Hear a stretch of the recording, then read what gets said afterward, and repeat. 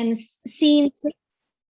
And once we've done that, we will go into how the session looks, just so that you as participants are comfortable with what we're getting up to today and how the day goes. So that's from my side. I'm going to hand over now to Kirsten, who's going to do the welcome.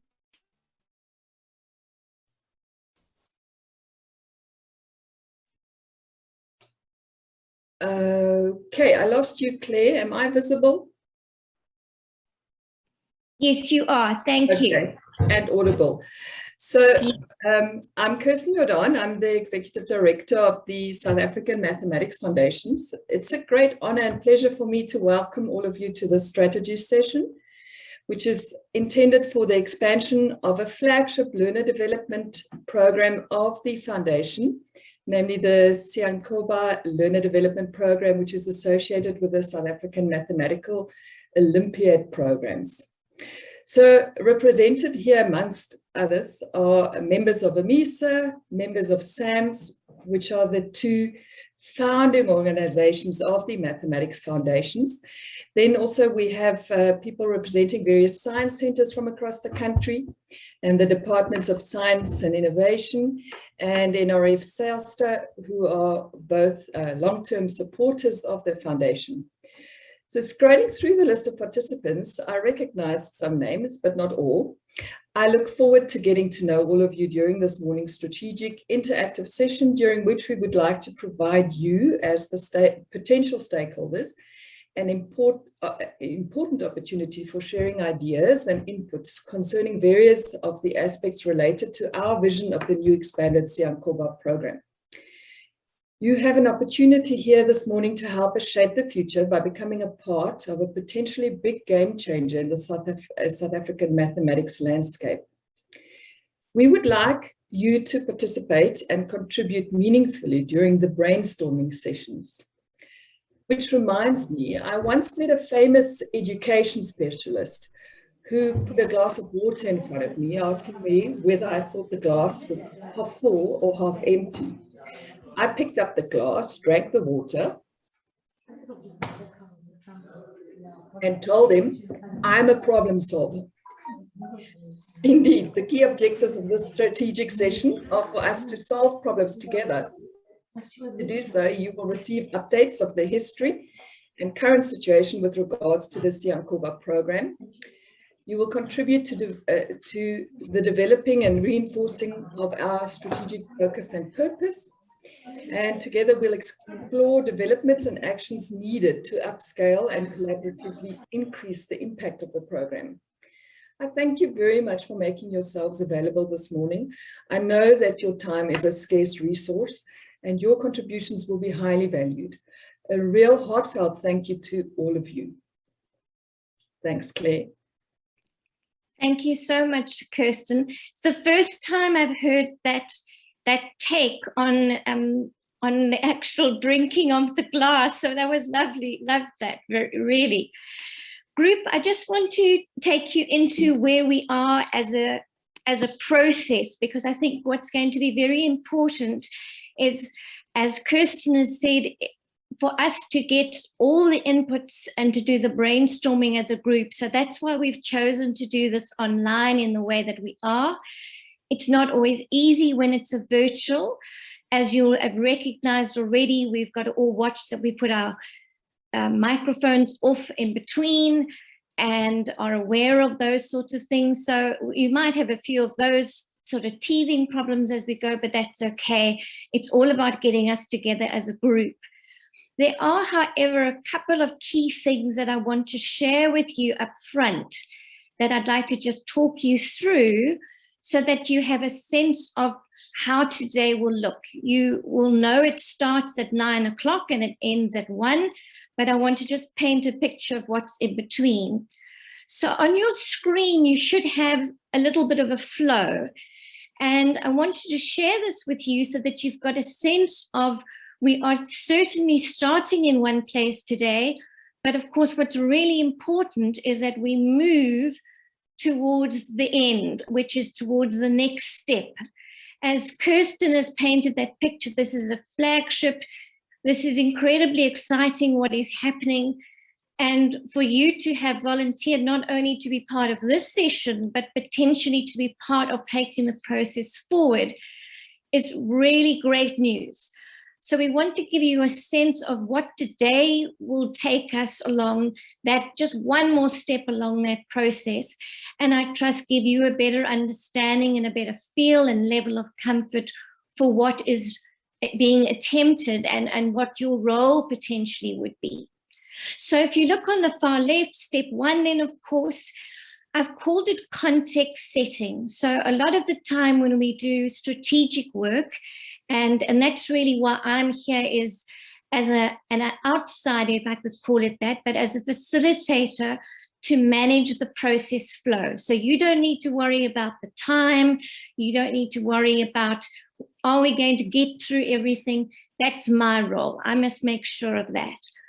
And the same with this actual process flow. Is my job will be to ensure that we move through this process so that at the end, the actual project team is in a position to have the information and to have a lot of data that they can take out and take forward, and of course, get more involved with those who want to take the process further. So the first step, as I said, is around the context. So we're going to spend a little bit of time listening to a presentation. We're very lucky. Of course, the Science and Innovation Department has a large part in this. And so we're going to get a sense of what the big picture is. And I think, again, just to remind us, as Kirsten said, this may be a flagship, but it's a real opportunity to be involved with a program that has already had such an impact, but to see, can we scale it up? Can we have even more impact? So we're going to discuss that. We're also going to have an opportunity to just review a little bit. So where it says program to date, Patrick is kindly going to take us through some of the details so that we all have a shared view really on what is the context we're working in? Where does this fit? What are we trying to do? And what is the place that this takes within the broader environment? And then, as I say, to get a better sense also of how the program has done till now, what has worked, what wants to be taken further, and just to make sure that we're all on the same page. So that's the first part. And for that part of the day, you'll largely be listening to presentations.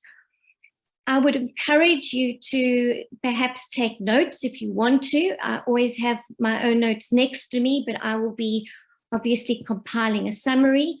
But if you've got any ideas or questions as the presentations go, make a note of them, because what we will do is we'll only spend time initially getting in information, and then we'll change into an opportunity for you to share information. So that's where we move to step 2, where we're going to have a presentation around how this program would look. It's called the hybrid model because it's really a combination of things. We're in unusual circumstances, as you know, with trying to bridge what is being virtually online and also being actually there in person. So we're going to hear a lot about the program, and that part is going to be really key for you as participants to listen to, particularly because that will give you an idea, a very clear idea on what this looks like, what it would entail, what are the different stages, almost the nuts and bolts of this particular program. So some of you may be more familiar with the Siyanqoba program and you might be just seeing the expanded version. Some of you may be a little bit new to the Korba program as a whole.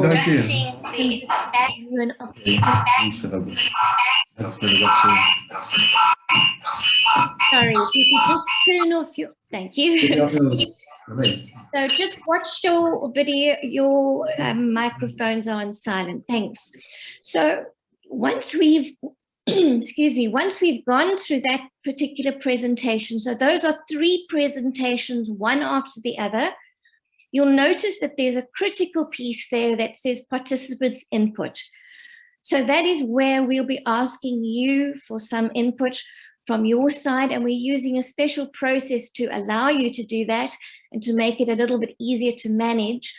And because we've got a lovely large group, what's really important to me as a facilitator is if we were just to talk and have a normal discussion, we may not hear every one of those voices. So we're going to have, around 45 voices potentially, but the process we'll use, you'll see you'll have an opportunity to have your voice recorded and heard, and I'll talk about that a little bit more. Then what we'll be doing at step 2 is once we've got your inputs, is we're going to have a break, and I'm going to be taking some of those key themes, the things that we've heard, and as a group say, okay, this is what we're hearing, these are some of the key messages. We're then going to be looking at step 3, and that is really starting to get into, again, a little bit more detail. So if you could imagine sort of digging a little bit deeper, we trust sharing with you more around how the role and responsibility of someone involved in this process would look. We're also keen to share things like the resources and support that would be part of that. And so there's going to be almost a 2-way process, as you can see, with your input as the participants' input there into 3, where we'll be asking you, how do you see the roles? How do you see the responsibilities?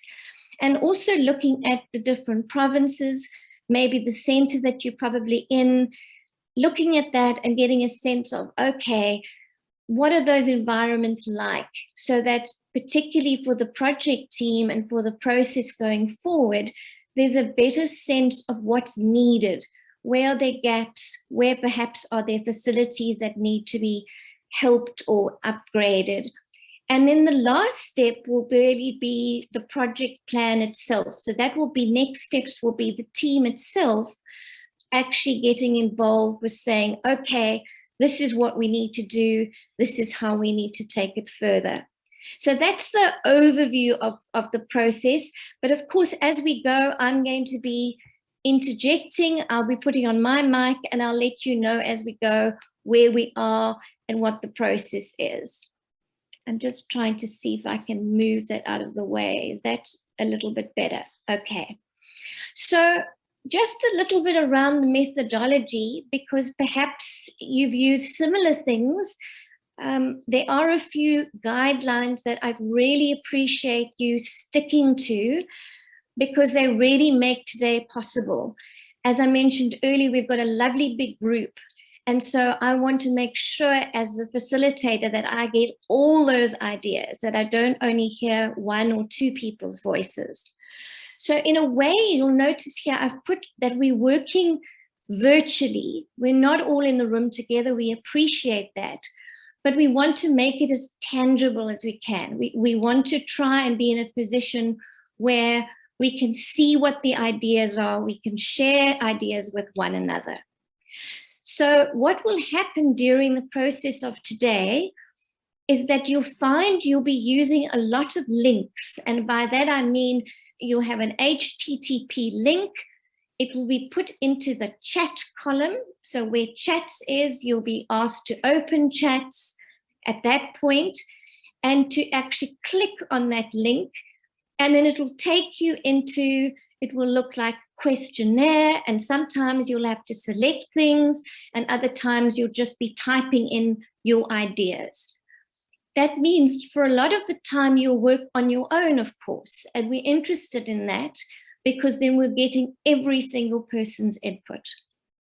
If I could ask you not to use the chats at all during the session, unless it's something specific that we need to look at that's a concern of yours, only because once the person is presenting, as I am now and sharing my screen, we can't actually see what's going on in the chat. So please remember that the chat also, in terms of a process, we're not going to capture any of what is written in the chat column in the actual document itself.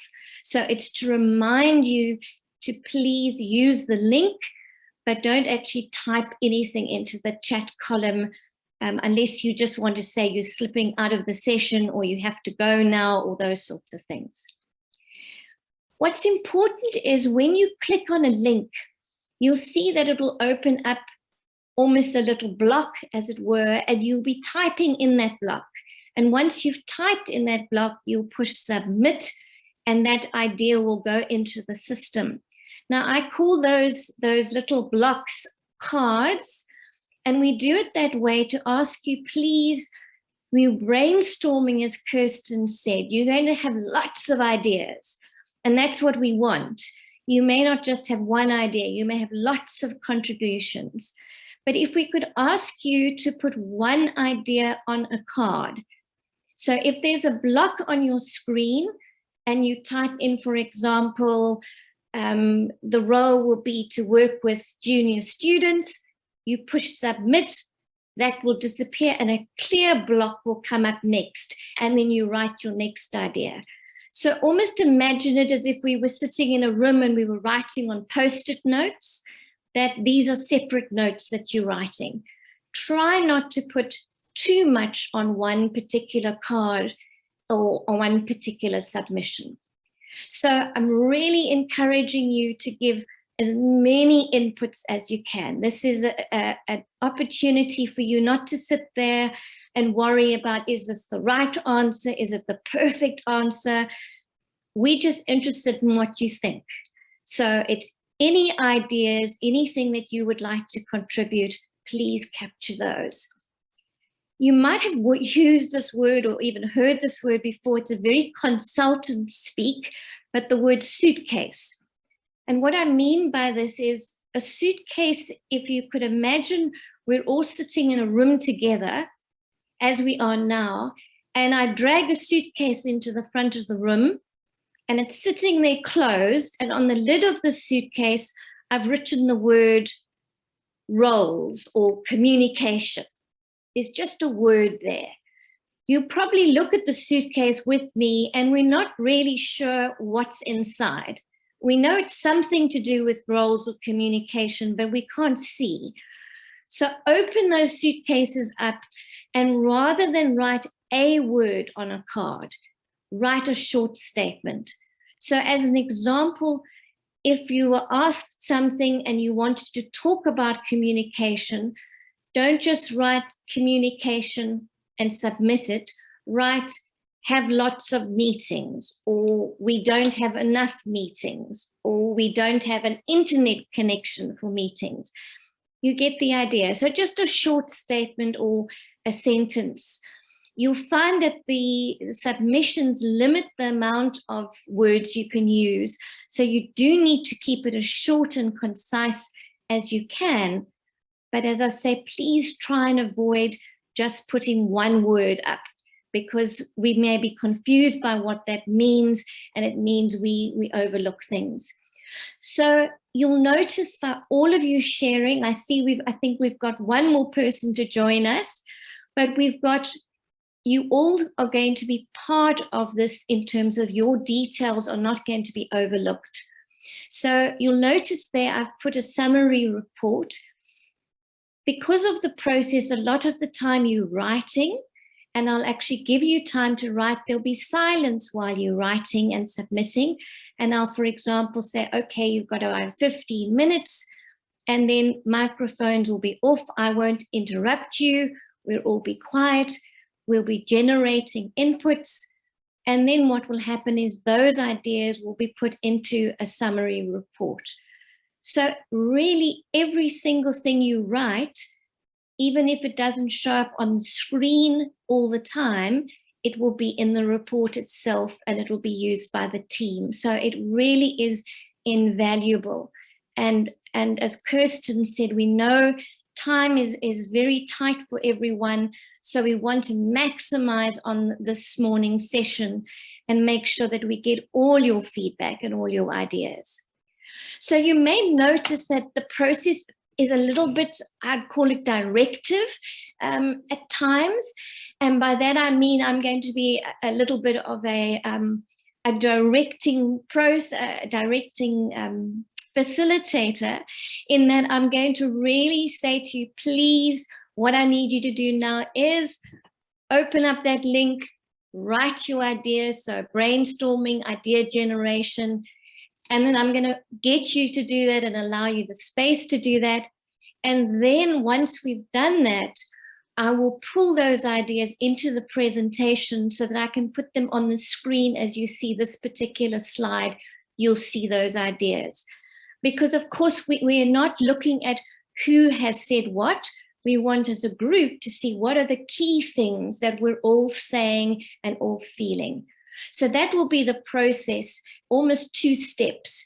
Here's the question, answer the question, and then we go into some discussion.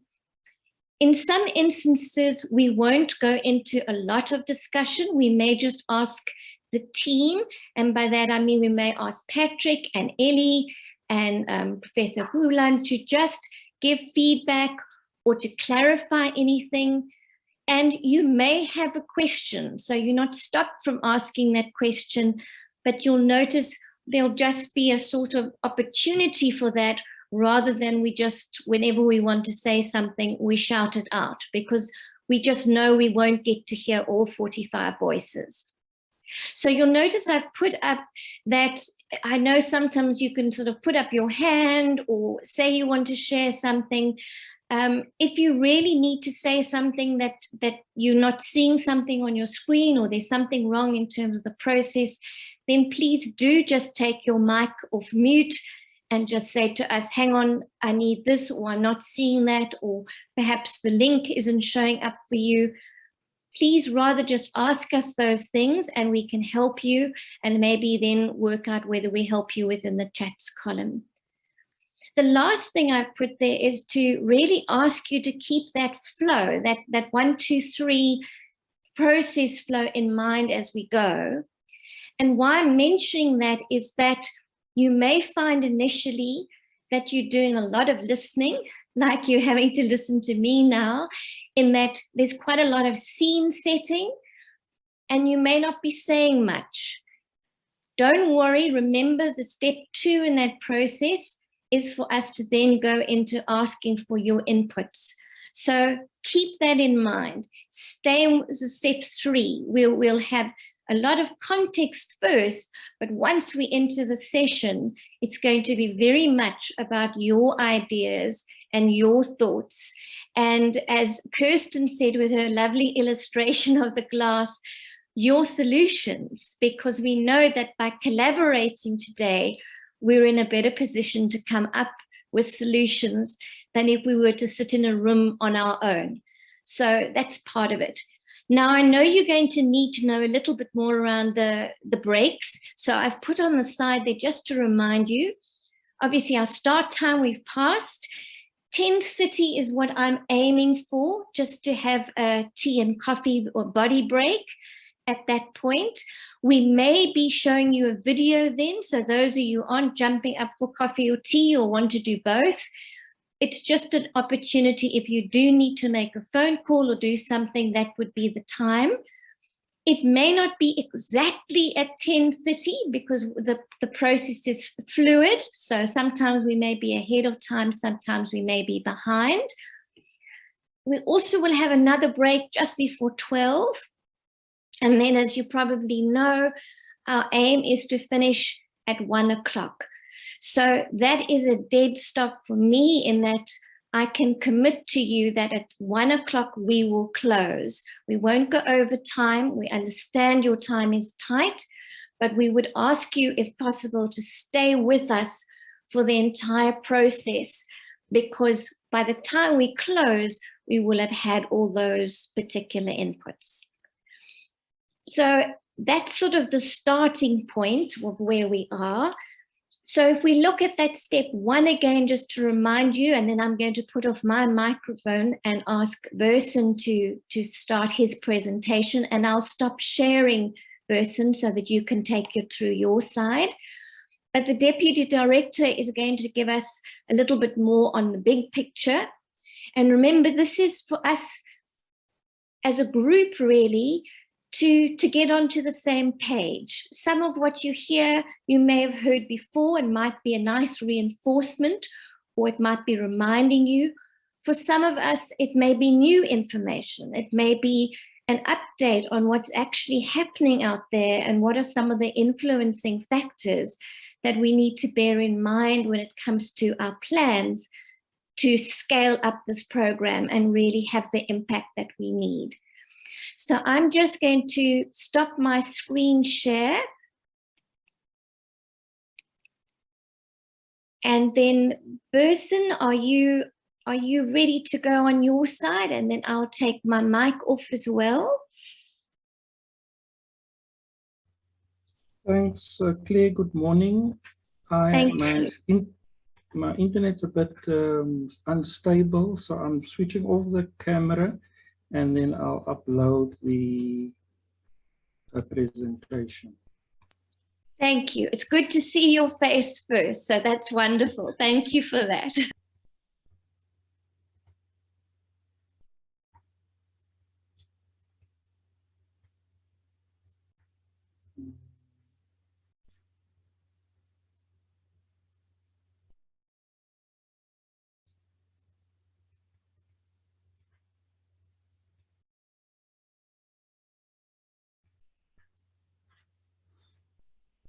Thank you. Good morning, all.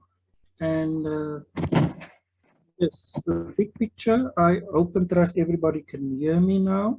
And yeah, let's go. We can hear you. We can hear you. Thank you, Burson. Go ahead. That looks good. Great. So Siyanqoba project started in 2011 with the Maths Foundation implementing it.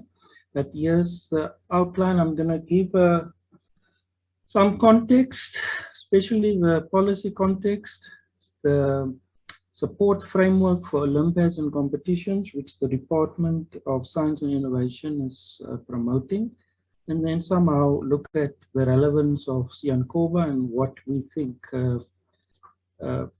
could be a way to go. So the Department of Science and Innovation have been supporting the Olympiads and the Siyanqoba project being one of it, because it's a coaching and mentoring program. We've been supporting it since 2011. So our work goes from a very high level, and we look at matters from the National Development Program, which is the country's goals that we are working towards. And then we have our own department's white paper on science, technology, and innovation, which was adopted in 2019. And the white paper has a policy. One of the policy intents, I quote, support a science literate society and a science aware society. So that's a very important policy intent that we work under. But the policy also, or the white paper, recognizes one challenge. Many people live beyond the reach of the science awareness campaigns. And then we have our own science engagement strategy, and this strategy adopted a bit early in 2015, but it works toward a society that is scientifically literate and able to critically engage with science so that they can form independent opinions about science issues. So this is the strategic goal of the science engagement strategy. That is a mouthful. To work towards a scientifically literate society and so on. But so the science engagement strategy's got 4 strategic goals. 1, to popularize science, making science popular across the nation. Secondly, to develop a public which is able to critically engage with science. That is when people can make inputs. They can engage on developments if nuclear power stations are to be developed, or coal mines, and all alternative energy issues. The informed public, a scientifically literate society, will then be able to get involved and do and say things. We want to also advance science communication. It's a very important matter.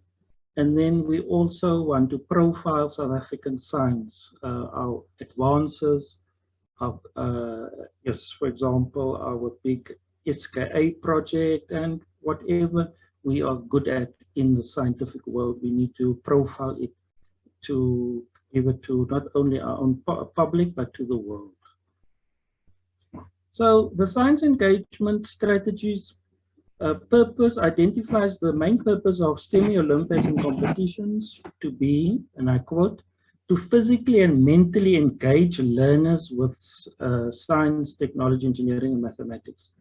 So the beauty about Olympiads and competitions is that one, it's physically engaging with STEM, but also mentally. So people can get their hands dirty and their minds onto the matters of science. And that is the brilliant part of Olympiads.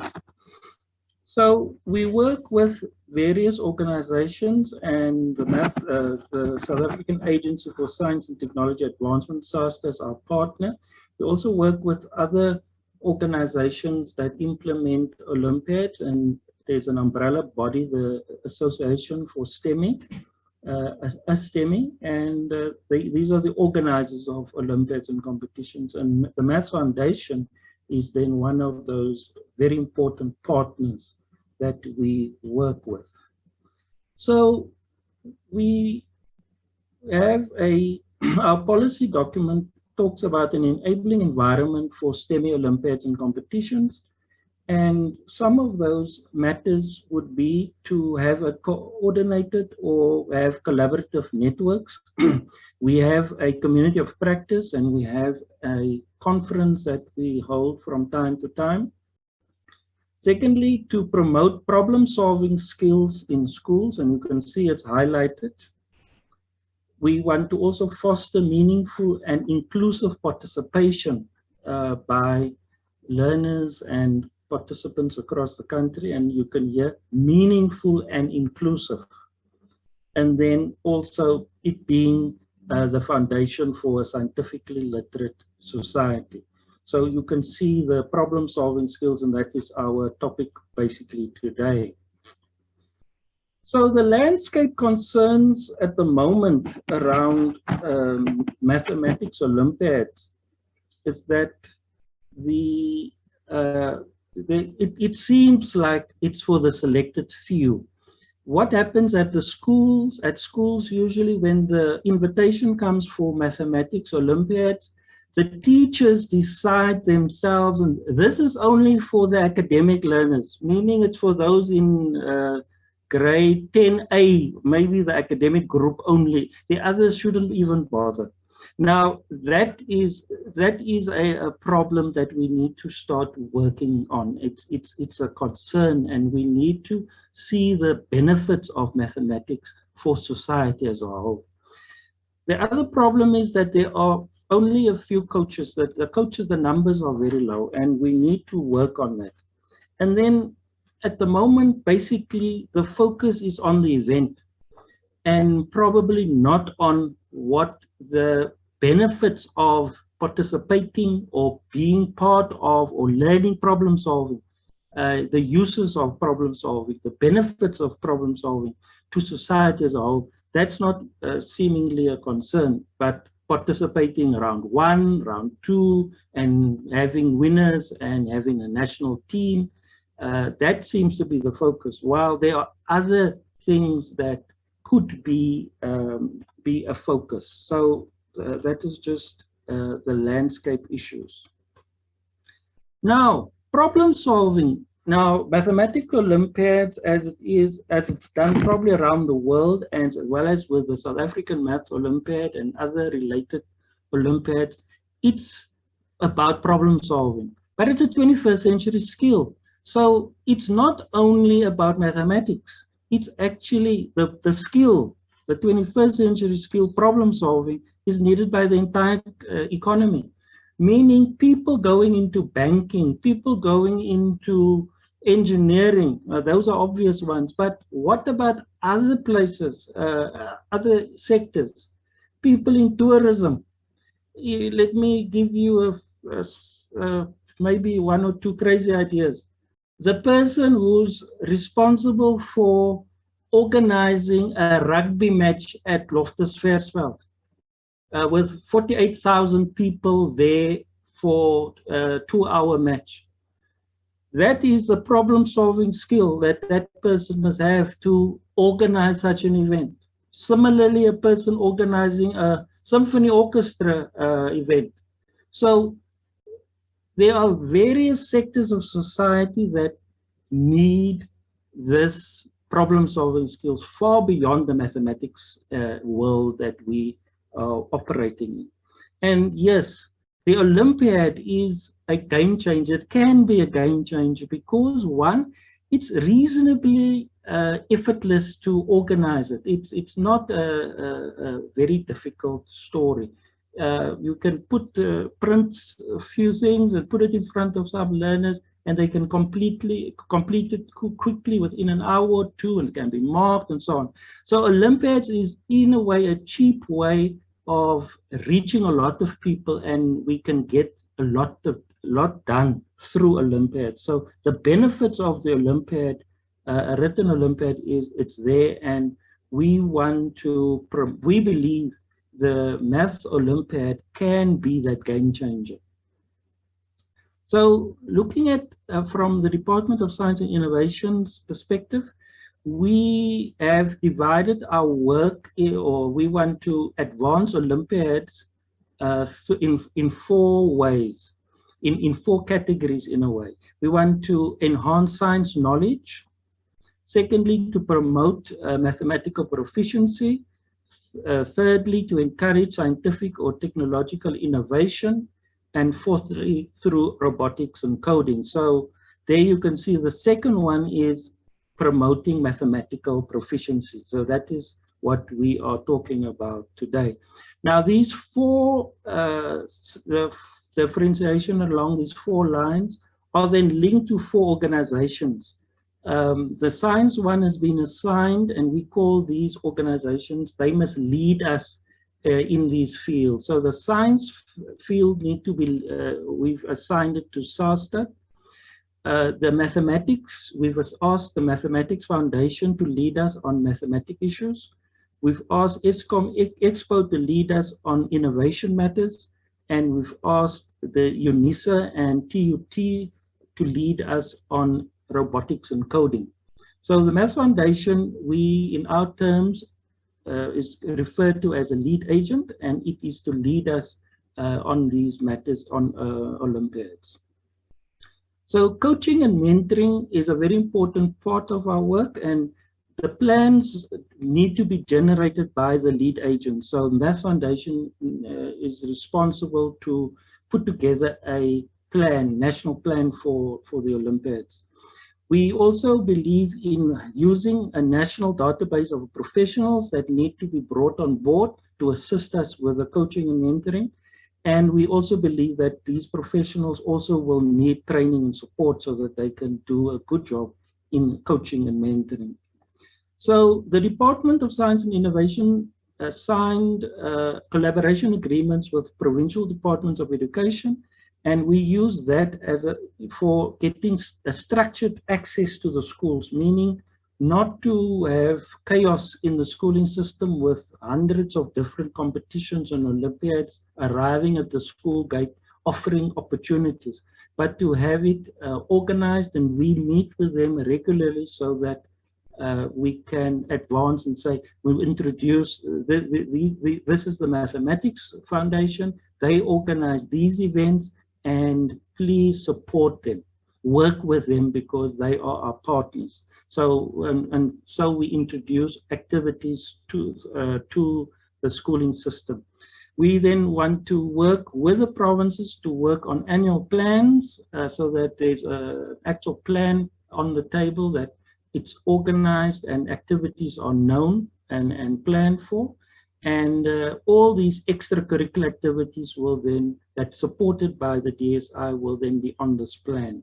So that is our approach, that it's not, we don't want to promote chaos in the schooling system. We want to bring support, and it should be to take all organizers of Olympiads in a structured way and give them access to the schooling system. So Siyanqoba, it needs expansion. That is very clear. It's been basically in pilot mode since 2011, and now we are ready to expand. And we need more beneficiaries. We need more learners participating, especially from the non-fee paying schools, the quintiles 1, 2, and 3 schools. We need more coaches. We need new locations in the various provinces and districts where training can happen. And we need to probably, and this is where the big challenge is, we probably need to use some digital platforms, and that is where the world is at the moment. And then, yeah, we probably need some innovative approaches to it. And this is my just throwing it out there for us for discussion today. I added this slide this morning to say, yes, there would definitely be a component of Siyanqoba which will be in person. That we know, and that is what we've been doing now for 9-10 years. But what about the online and the virtual part, the so-called hybrid issues? And then what about students, learners out there having maybe a self-help approach, a do-it-yourself approach? Because I'm made to believe that 20,000, if under normal year, in normal years, we find of the 80,000 learners participating in the Maths Olympiad, 20,000 can reach the second round. Now, I would assume that 80,000 were not coached. So if 20,000 of them can reach the second round, there is raw potential. And what about other ways of reaching them and giving them support? Virtually, at the distance, we don't know. And this is where we need to start thinking and come up with creative ways. Definitely, we've been using the in-person approach, and that, I think, is the best way of supporting learners, especially those from quintiles 1, 2, and 3 schools. But what about the other options that we need to consider and come up with creative and innovative solutions? Thank you. Thank you so much, Burson. You were a star. I know we started your presentation slightly late, so we're a little bit behind, but you did your best to bring us up to speed and give us that full picture. So we're now going to move on to our next presentation, which is looking at having Patrick just take us through. Patrick, I am aware that timing is tight, but I don't want to put you under pressure. You just do what you need to do, and then we can take it from there. I'm just going to quickly share my screen while you find your, have you got yours ready, Patrick? Do you want me to start? Yes, I can start sharing my okay, my so I'm going to stop sharing and give you a chance. Okay. Thank you, you're a star.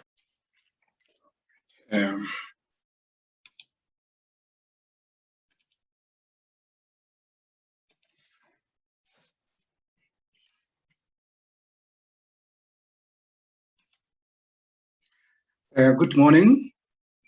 My name is Patrick Rasohete, and I'm a project manager at South African Mathematics Foundation. I have actually been implementing this project, Siyanqoba program, for most of its implementation phase. So I'll start by giving a view of the program starting from 2011 up to 2020. What has the program been like? What are the activities? What are the challenges?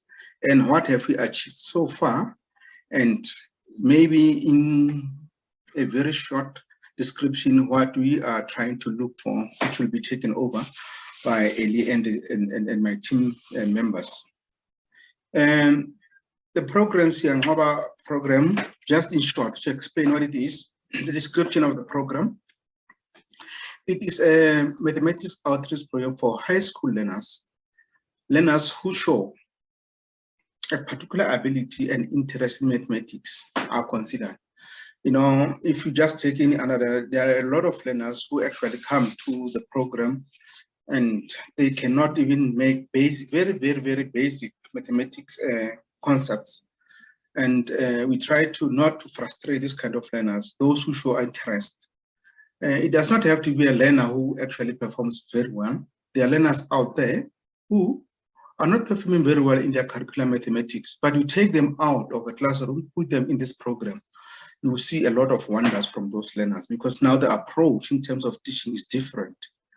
We had a lot of examples of those learners who in the past never performed well in mathematics, but due to this program, they did wonders. And we do have bi-weekly classes that took places at centers throughout the country. Most of these centers were located at universities of South Africa. You'll see as I go on which universities actually took part in this program.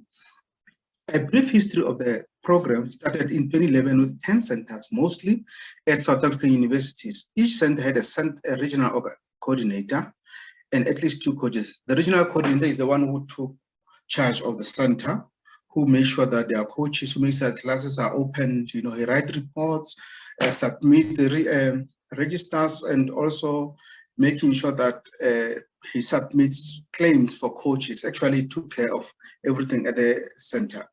And learners that were involved there, we recruited 8 graders from grade 8 to grade 12 learners from secondary high schools in close proximity to each center. In the past 2 to 3 years, we started also recruiting learners from grade 7. We have a primary competition here at South African Mathematics Foundation called South African Mathematics Challenge. So what we do, we'll target learners who perform well in the South African Mathematics Challenge and try to place them in centers closer to them so that they get involved in their program. Actually, it shows that once the learners are in the program for a longer period, when they get to grade 8, when they get to grade 9, grade 10, those learners have improved a lot in terms of their mathematics performance. All learners wrote a selection test so that we are able to make sure that learners actually don't get frustrated as they continue the program. Rationale of the program, why do we have to put this one? We wanted to focus on problem-solving skills, unlike in school mathematics, where focus is more on procedural fluency and solution for more routine type problems. We focus on non-routine mathematics problems that learners should be able to do. This we try to promote out of the box kind of thinking, understanding of mathematical concepts rather than pure memorization of formulae, and to improve competitiveness in mathematics nationally, internationally by covering enrichment material. The program is not a school mathematics. It is very important that we have always emphasized this when we start a center, that this is not a revision of remedial program for mathematics in school. We don't want teachers, don't want coaches to go and do curriculum work, do it as a form of revision. It is not a substitute for any part of normal school mathematics program. A bridging course in preparation of university mathematics, a program of acceleration is just a unique problem that produces a lot of enriching materials for the curriculum. Activities were number 1, bi-weekly lessons, as I mentioned earlier on, participation in South African Mathematics Olympiad. That is the South African, that is a competition, that is the competition that we run here for secondary school learners. Excellence for learners who participate in the program is rewarded by selecting learners or the beginner camps. You know, the beginner camps are learners who show potential, promising learners. We select them from centers and put them at a particular center for a period of 2 weeks, give them intensive training. Over a period of weeks, at some stage, you can have 7 days at a particular institution. And those that perform well at the beginner camp, 2 things that they gain. Firstly, to encourage better performance in the South African Mathematics Olympiad.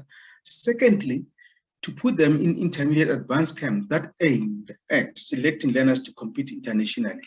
you find that some of the learners that are in the beginner camps, they are able to progress from beginner to intermediate. Some of them actually go to advanced camps so that they are eligible to be selected to compete internationally. Just to let you know that South African Mathematics Foundation selects a team of learners every year that goes to International Mathematics Olympiad. And it was our vision that some of the learners from the Siyanqoba should be part of this team.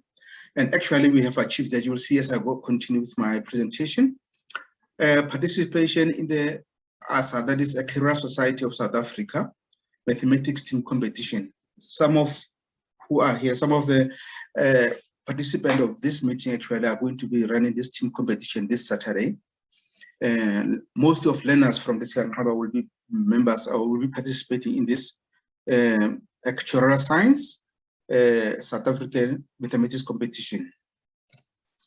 And in short, I want to run quickly through the numbers so that you see what has been happening throughout the years. I started to project numbers from 2011 to 2020. We can look at the numbers here. It was in 2011 that we had almost 381 because the project was not as structured as it's supposed to be. There was no record of how many schools actually participated. And learners were divided accordingly. Those are the richest learners, but they divided. We had 132 black learners, white learners, 168, 23 colored, and 58 Asians. You could see that the balance between male and black, and we had a very good representation of black learners there, but it was a bit low. In 2012, the number increased, actually almost doubled. And the numbers also increased in terms of race, you could see. And as you go down up till to 2017 and 2018 to 2019, you see that the numbers actually increased. We're actually reaching thousands. But this was not an exponential growth, if you can see it. We would have liked to have an exponential growth in a period of 10 years to have maybe 10 times this number. But you could see that the number was actually starting to stabilize in a way. We never had such a growth of learners. You can even look at the number of learners per race. The numbers almost stabilized throughout. So our aim was to try and see these learners. But with the same numbers of learners, we look deeper.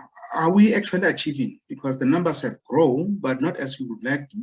But are we achieving something from this program? So I just projected how the growth went on. Here we have learner registered. There's been a growth in the numbers. This is the growth of black learners. And this is a number of schools that were participating in the program. You know, if you look at this graph here, the number of schools increased. But you look at the number of black learners, show that schools were many, but learners who registered per school actually decreased. You find that in the past year, they registered 50 learners or 10 learners. This year, they registered 4 or 5 learners. So the number of learners decreased in that way. But I think there are other reasons that we'll talk about, we think actually contributed to the number dropping. And here I just projected the gender breakdown throughout the years. In 2012, you could see that female learners were a lot, but from all other years, the balance was actually there. You could see that it was a balance. If there's an increment of males, there was also increment of female learners in the program. Actually, we encourage that they should always make sure that there's a balance of gender in the participation in the program. Here, I'm trying to project centers, as I indicated earlier on, those that participated. Where in the country do we have centers? And what numbers do we have in those centers? And when did those centers, you know, exist or, I mean, active until when? You look at University of Limpopo, it has been active since 2011. It continued, and you can see the numbers of learners, they were very great. And mostly, I think 100% of these learners were black learners from the university. But in 2019, the number dropped, and there started to be a lot of problems at University of Limpopo.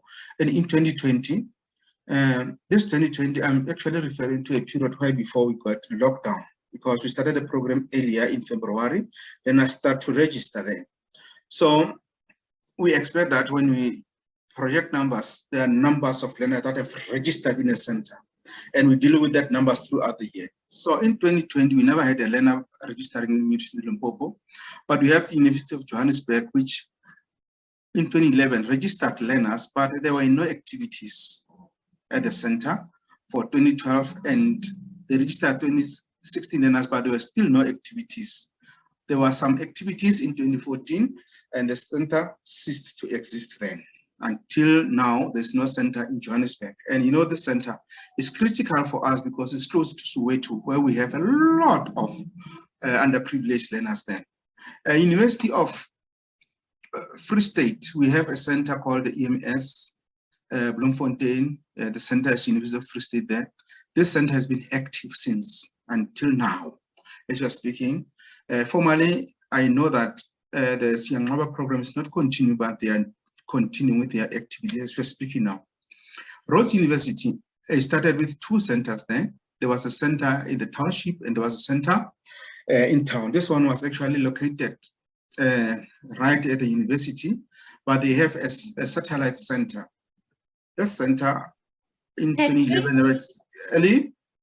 No, sorry, it's Claire interrupting you, Patrick. Okay, great. I've got about a sort of minute and a half left for you. I'm just a little bit concerned. I don't know how many other slides there are, but if we go through each of these, we might not make it in time to just bring in Ellie and Professor. Are you almost there, or can we allow this as a snapshot and then go on to the other slides, or is there anything else you'd like to cover? I'm sorry, I'm putting you under pressure, but aware of the time. In 7 minutes, I'll make it. Can you do it in 3, Patrick? Yes, I can quickly run through them and finish. Yeah. Thanks so much. Okay, that's fine. That's fine, Claire. I can go through the important things. What I wanted to emphasize here is that there are some centers that we never actually have. We had 0 existence of centers. Maybe those who are participating could see that their areas actually have no activity in terms of Siyanqoba centers as far as possible. And I just projected that. And there were some challenges that we had. I'm going to run through them quickly. Attendance of learners. There were a lot of factors that affected attendance. The terms of high schools, examination affected the transport subsidy, inconsistent reporting for regional organizers. But the most important one that maybe could be discussed, involvement from regional coordinators. Some of them will say that there's a lot of administration, and at some stage where we had problems, there was a lot of communication problems. We tried to communicate to regional organizers, but that was a very, very big challenge.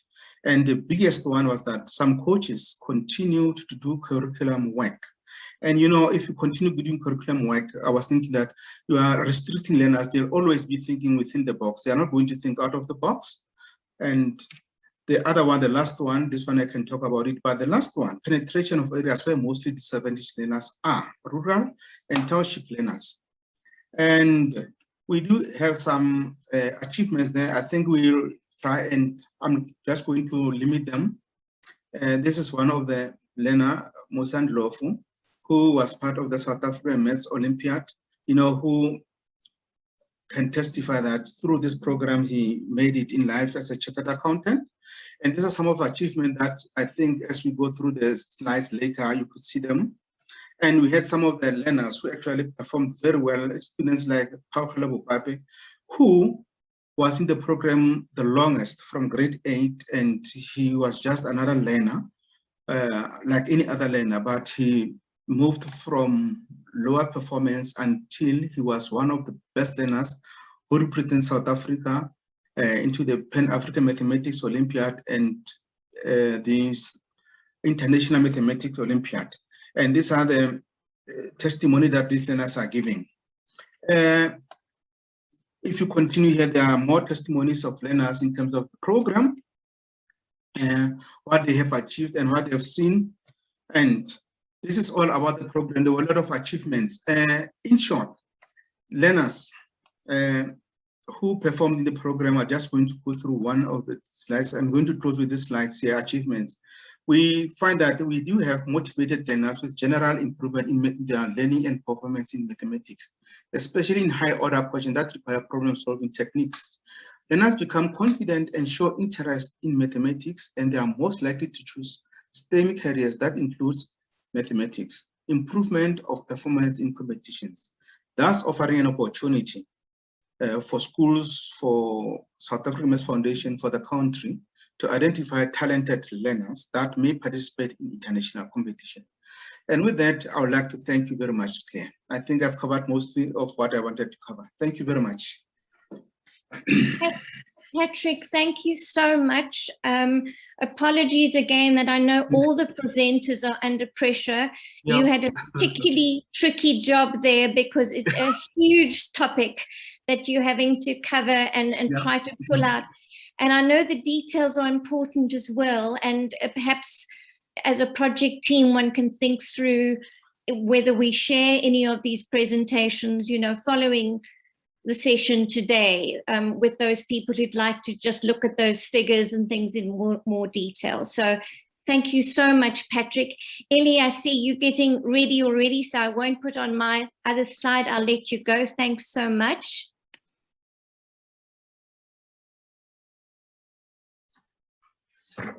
Thank you, Claire. Good morning, everyone. I'm Ellie Olympiad, also from the South African Mathematics Foundation.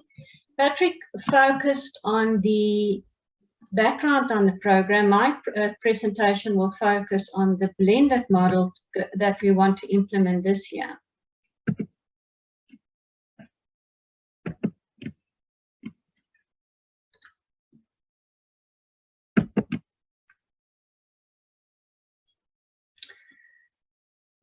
So, as you know, South Africa performs quite poorly in mathematics and science education, and that's why we need the Siyanqoba program. And Burson referred to the program as a game changer. It's needed because South Africa needs more learners who achieve a higher level of mathematics.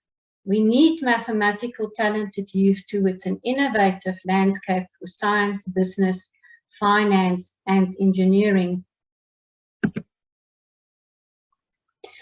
The COVID-19 pandemic forced many educational organizations, including the South African Mathematics Foundation, to make a sudden switch from face-to-face to online teaching. The shift in practice has provided an opportunity to reconsider how technology used in mathematics education can be utilized to improve student engagement. The blended learning approach for the reimagined Siyanqoba Olympiad training program will combine online and face-to-face teaching and will provide tools that are dynamic and interactive. So how will it work? There will be live national webinars presented by our Mathematics Olympiad experts, what we refer to as T1 level, on selected topics, ensuring that mathematics learning is accessible for all learners on the program. The webinars will be followed up by face-to-face lessons at the centers by mathematics teachers or lecturers expanding on the same topic discussed during the webinars, and that will be at T2 level. Pre-learning can occur outside the classroom, either before T1 or T2 sessions. For example, learners can be given a mathematics problem to do before class, and class time can then be used to maximize opportunities for teacher-student interaction, collaboration, and remediation of misconception. We also would like to use tutors that's at T3 level. They can be math students or student teachers, volunteers working at the different science centers who can monitor the learners on an ongoing basis, motivate them to enter for our mathematics competitions, provide feedback on assessment, assist with technical problems on how to use technology, and they can also provide support to small groups during face-to-face sessions through micro-teaching. Professor Pillay, our academic coordinator, will talk more about the academic program, the curriculum, after my presentation. Integrating digital technologies effectively into mathematics teaching and learning is a complex task requiring the consideration of many elements. In the design of our reimagined blended model, we will consider the learner skills and confidence, the skills of the facilitators, coaches, and tutors, the role players, who include the Department of Science and Innovation, SASTA as the implementing agency, the universities through the Mathematical Society, AMISA through the mathematics teachers, and the science centers who we hope to partner with. We will also consider the physical and the virtual environment. We can quickly look more into detail into the implementing model. The outcome, we know, is to expand the base of mathematics excellence. The lessons will be designed by our academic coordinator, ensuring that everyone follow the same curriculum and will focus on higher order thinking. We really want the lessons to be learner-centered and innovative, making use of the shared resources. Our EdTech tools will focus on live webinars, or will include live webinars, a digital platform called mytutor.chat that we will look into a bit later on, and a learner management system to train teachers and tutors. Assessment will include online multiple choice questions, participation in the Mathematics Olympiad, as well as other competitions. Claire will spend a bit more time on to prepare us for the physical and virtual environment. And then our evaluation will include monitoring the learner performance, the quality of teaching, qualitative feedback, so that we can improve the program. Technology does not drive innovation, the teacher drives innovation, and therefore we realize that it's important that we spend time and energy to train our T2 and T3 coaches and tutors. We know and understand that many of you have not done this type of training, what we call non-routine mathematical problems in the past, and therefore we will design a mathematical problem-solving course that will be fully online learning to provide teachers and students and tutors with an immersive experience of learning to solve problems by solving problems. They engage in a typical mathematical culture and are encouraged to be inquisitive, skeptical, and appreciative of the beauty of mathematics. Lastly, I'm just going to show you a snapshot of the possible centers that we would like to establish throughout the country. At the moment, we are looking at 26 centers.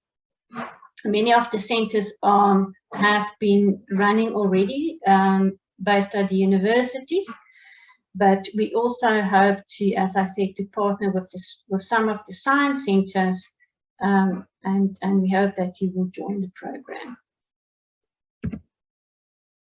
I'm going to end my presentation by playing a short video clip on a digital platform that we would like to incorporate as part of the Siyanqoba program called mytutor.chat. Thank you, David. You can play the clip for us. Okay.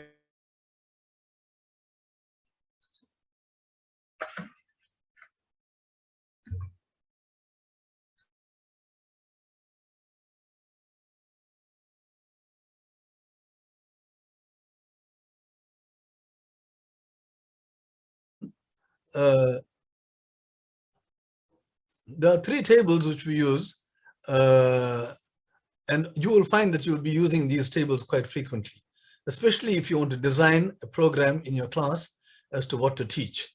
I want to take you first to table 3 to explain what's going on here.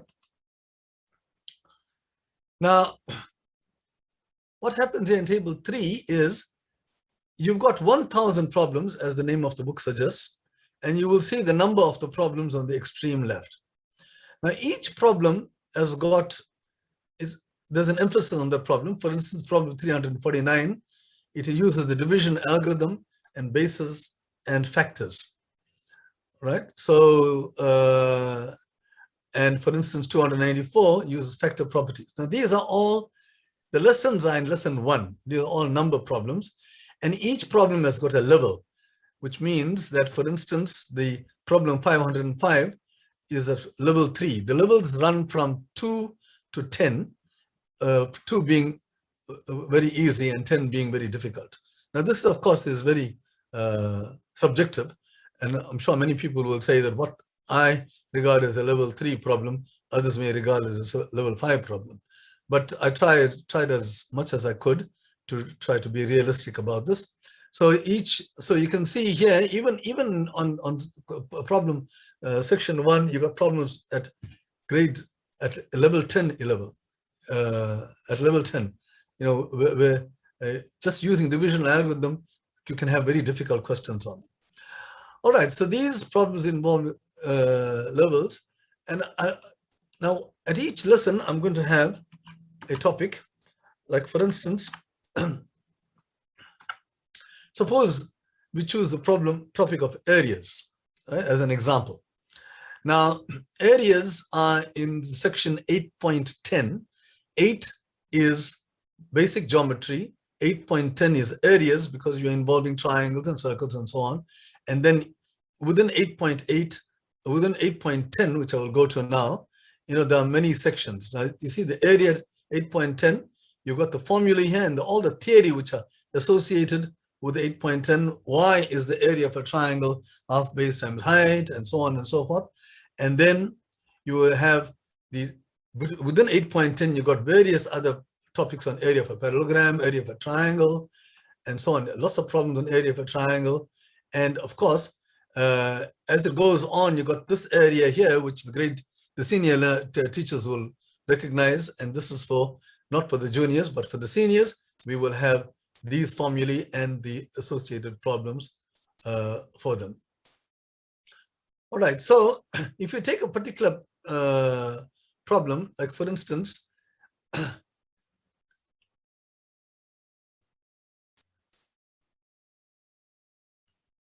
let me take an example of a problem.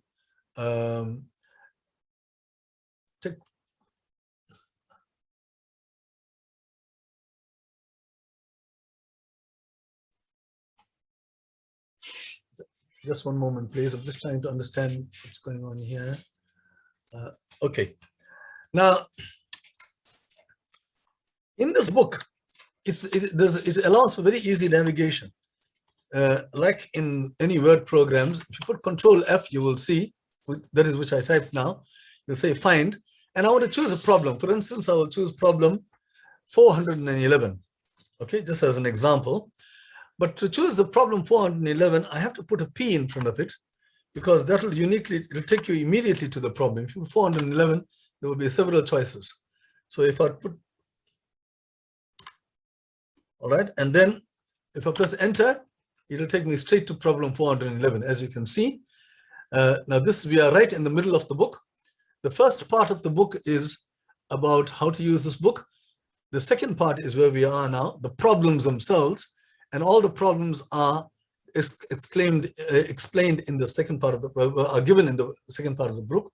Now, this one particular problem, you will see that there are 3 tags to this problem. The question itself is here. E is a point on the side, and so on and so forth.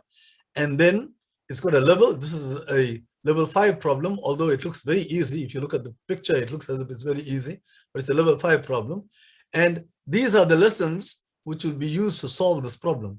So if you want to get stuck with this problem, the learner can immediately click on this, and he will go straight to the lesson. 8.10.3, I can tell you, is the area of a triangle. They will need that. And 8.10.7 is a topic which I will explain a little bit later, and that is on servients, how a servient divides a triangle. And then we can go straight to the solution. Having tried the problem, the learner can go to the solution by simply double-clicking P, and there you are. You got S 411. That's solution 411. Problem 411, solution 411. And you can see in this problem, there is a construction involved, and that is why it was at level 5. And you will see that in this, again, in this problem, I've got method 1. That's the first alternative. And if you go on, you got a second method, third method, and fourth method. So there are several methods to solve this particular problem, and some of them use different techniques. So this is a problem where you have an explanation, an aid, an assistant, which takes you to a lesson, which will help you to solve the problem. Right, so the problems are of two types. Those where you need an assistant to take you to the problem, and a large number of problems, you don't need those. Like for instance, I'll show you. So the table 1 is where you have those problems, where you don't need an assistance. You will see there is no intermediate level here, which tells you that like 8.10.3 or whatever. So these problems here, you know, interestingly, don't need much mathematics. A lot of problems in problem solving, although people are so afraid of the word, involves only common sense and school mathematics, primary school mathematics, a very large number of them. You will see you got problems on addition, on simple algebra, and you will see I'm going on and on here, distance, time, fractions, general, and there are a large number of problems which occur in Olympiads which don't require any sophisticated mathematics. Now, if you go to the area here, you will see I've got area also, it's in alphabetical order, and you've got level 2 problem, level 3, all the way up to level 7, which don't require any sophisticated mathematics. So if I take a particular example, if I take for instance 450, just to take a random example, this is a level 3 problem, and I can just show you what 450 says, and I press Control Find, and you will see the find occurs at the top there, and I'll go to P450, and that will take me straight to problem 450, as you can see here. It's a level 3 problem, but there is no crutch to it. So this is a problem. If you can read it, you say a certain pen can draw a line which is 0.4 millimeters wide and 1 kilometer long before it runs out of ink. What is the largest area of the largest square? What is the area of the largest square that it can shade? So if you look at the solution of this, it's a very simple solution.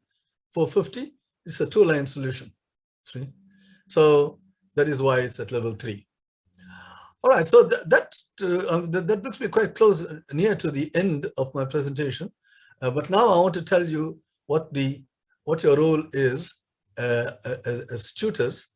So let me get to that. I've finished all these sections here, the 3 tables and the navigation and the examples and so on. The lessons, by the way, it covers 200 pages of lessons. So there's a lot of material which you can learn, which you know, but a lot of very interesting material which most people don't know, and very useful for non-routine solutions. And the other thing is it's got 7 appendices which contain essays, and I don't know whether I have enough time to speak about that. If I do, then I can go to that a little bit. Okay. We're very, how much of time do I have? We're very tight. We're just over by a couple of minutes, but we've been running behind a little bit. So can you manage in a sort of 2-3 minutes in other words, by 10:35? Yeah. Yeah. All right. I'll try. Thank you. Okay. Okay. Okay. Actually, I finished most of these, as you can see. All right. So the roles of the T2 coaches. And now these are my perceptions and my ideas, but I'm sure many new ideas will come up and maybe different, and we are quite amenable to any new suggestions. Basically, I will give a lesson on a topic and to T2 coaches, but before they get that topic, I will send the topic and the material and the problems to them, and I would expect them to try the problems out before coming to the actual webinar. All right. I will identify the problems and choose them and send them to the T2 group. And during the session, as Ellie pointed out, there will be a small amount of each session, by the way, will have the first part of the session will be on the theory regarding the lessons, and the latter part will be on problems which are selected. I'm speaking about the webinar session, and those the T2 listeners will have to absorb as much as they can, and I will give them send the notes to them after the session. All right, but in their session, they will have to have a small section left for the learners or their wards to solve the problems, to solve a particular problem, and then there will be a feedback, and they can, as a group, they can discuss the solution to the problem, and that is a very good way of getting interaction from the audience. Now, also the coaches will have to prepare assignment questions for their for the T3 tutors. We call the T3 people tutors, for the T3 tutors, and then who will in turn give the assignments to the students. So everybody will have to be quite familiar with the assignment questions and the solutions, and that will require a certain amount of independent work. Okay, but the assignments will be chosen in such a way that they are earmarked for the target groups. For the juniors, we would not choose difficult assignment questions. For the seniors, they might be a little bit more difficult. And the roles of the T3's coaches, as you can see, they are also expected to acquaint themselves with the material even before they come to a specific class, and they should discuss the theory, whatever is required to solve the assignment problems. They should be able to identify it from the book, the way in which I showed it to you. You have to do some reading to find out exactly where those lessons occur, acquaint yourselves with the lessons so that you can deliver the lessons with a certain amount of confidence. And you're expected to post the assignment questions. I don't know how that is going to be handled for the learners to tackle, and the learners themselves will come back to the coaches. You have to give them space to come back to you and say, I don't know how to solve this problem. Can you give me a hint? So there will be a one-to-one relationship between the T3 tutors and the learners themselves. And that is at the last level. And that is why this program here is called an expanded one, because it gives everybody an opportunity to learn as much as possible before. So the idea in the end, the last one thing here is the idea is to give all learners the opportunity to be able to answer every question that comes their way. This is very important. Like not just knowing the answers, but knowing the solutions and the reasons for them and the background to it, the theory, so that at the end of it, if there are any other problems which are like it, they would be able to have the power to solve them. Thank you. Thank you so much, Professor. I just wanted to also say to the group, as you're sitting there, you're not expected to get the full picture. This is really meant because we only have a half day as an introduction. So if you are feeling, wow, I want more detail, and I can understand you feeling that, because each of the presenters has so much to give in terms of to give you information and to give you a better idea. Once you're part of the program, of course, there will be more time spent on unpacking these things in more detail.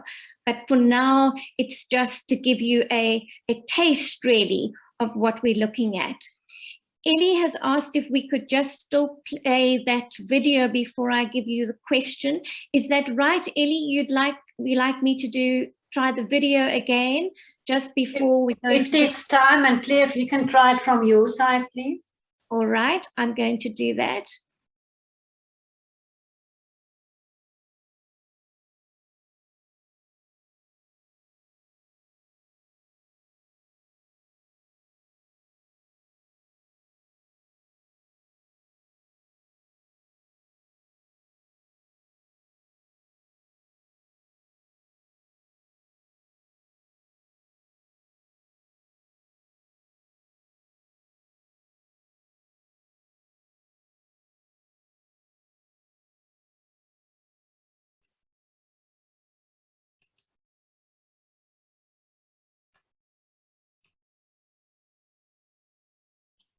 Yeah. Cuma aja lagi Eli. Kitle.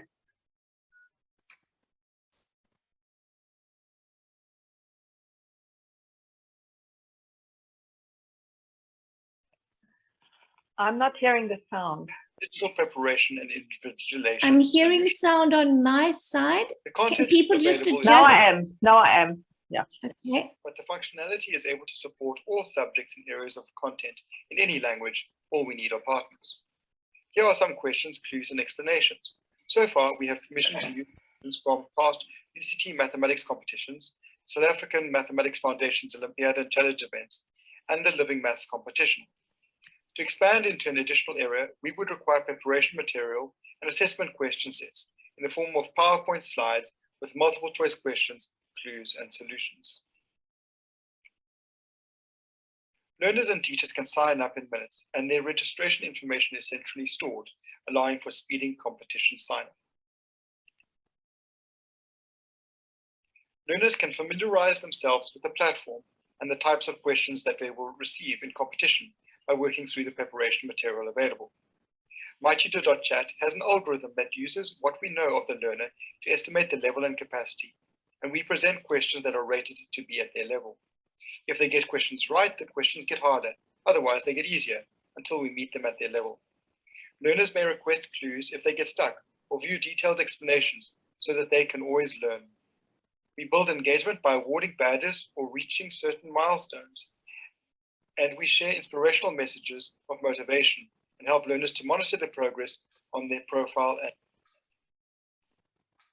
soon, teachers and organizations will be able to work with us to run a test on this platform by either working with us to add questions or by using a pre-existing question set. We can facilitate a class test or distributed Olympiad at scale, either as a pub quiz or multiple choice test. And we will soon allow simple text-based responses, although these are harder to mark. The interface helps users to track their progress and allows users to answer and amend their responses, to move around the questions, and to see how they did when it is all over, with detailed explanations available for all questions. The marking is in real time, and learners can see where they are on the leaderboard when the test window has closed.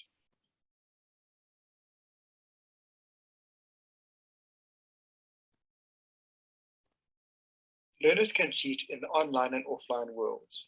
We overcome some of the known cheating strategies from the offline world, but being online introduces new cheating temptations. We don't take control of the device, but rather monitor actions and look for anomalous patterns. The tool is still designed to work in combination with invigilators. Please come and try us out, or reach out to us if you have any questions. Say, if you want to know more about what we're trying to do.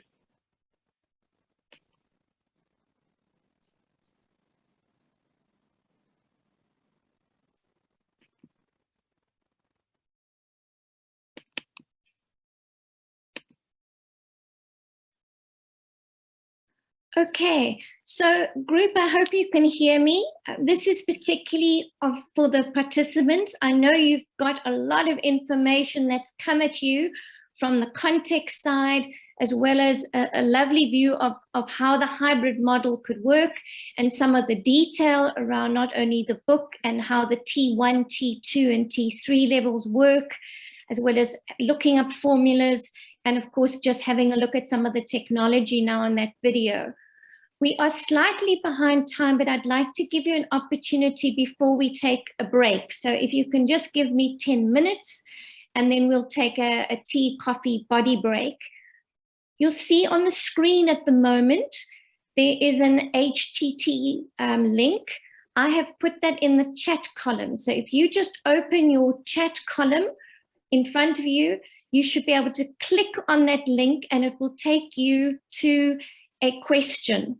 And the question is the one you see on the screen. Is just very quickly before we have a break. So I'm going to literally give you 10 minutes and then you'll see I'll ask us to take a tea, coffee, body break. But we're interested in just capturing anything that is top of mind for you, having just listened to the 3 presentations you have. So it could be anything specifically to the Siyanqoba program, particularly, of course, and how it would work. Anything that pops up in your mind, write it within that block that you'll see in front of you, and then push submit, and then you'll have another empty block come up and you can write the next thing.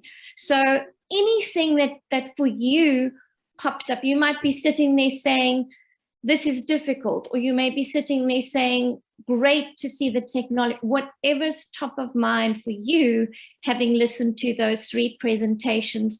And as I said, particularly the last one where you were shown the expanded program and how it would work. So I'm going to allow you 10 minutes, tick on that link in 10 minutes time, and I will give you a 1-minute warning and say, okay, if you could just wrap up. If I notice most of you are finished before then, we'll go into tea, but I'll let you know when we're going to have a break. So 10 minutes of just hearing from you what's top of mind, what for you stood out. There may be questions, there may be concerns, there may be comments that you want to just quickly capture before we take a body break. So pulling all the presentation, but particularly as you notice, focusing on this program. You've heard the background to it, the results, and now you've heard the ideas on how it would look going forward.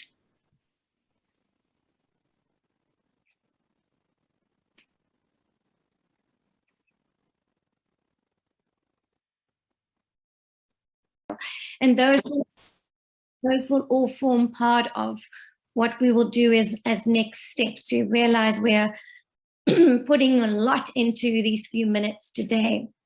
Okay, just in terms of what you did before we had our tea and coffee break, I just want to show you how it would look from my side.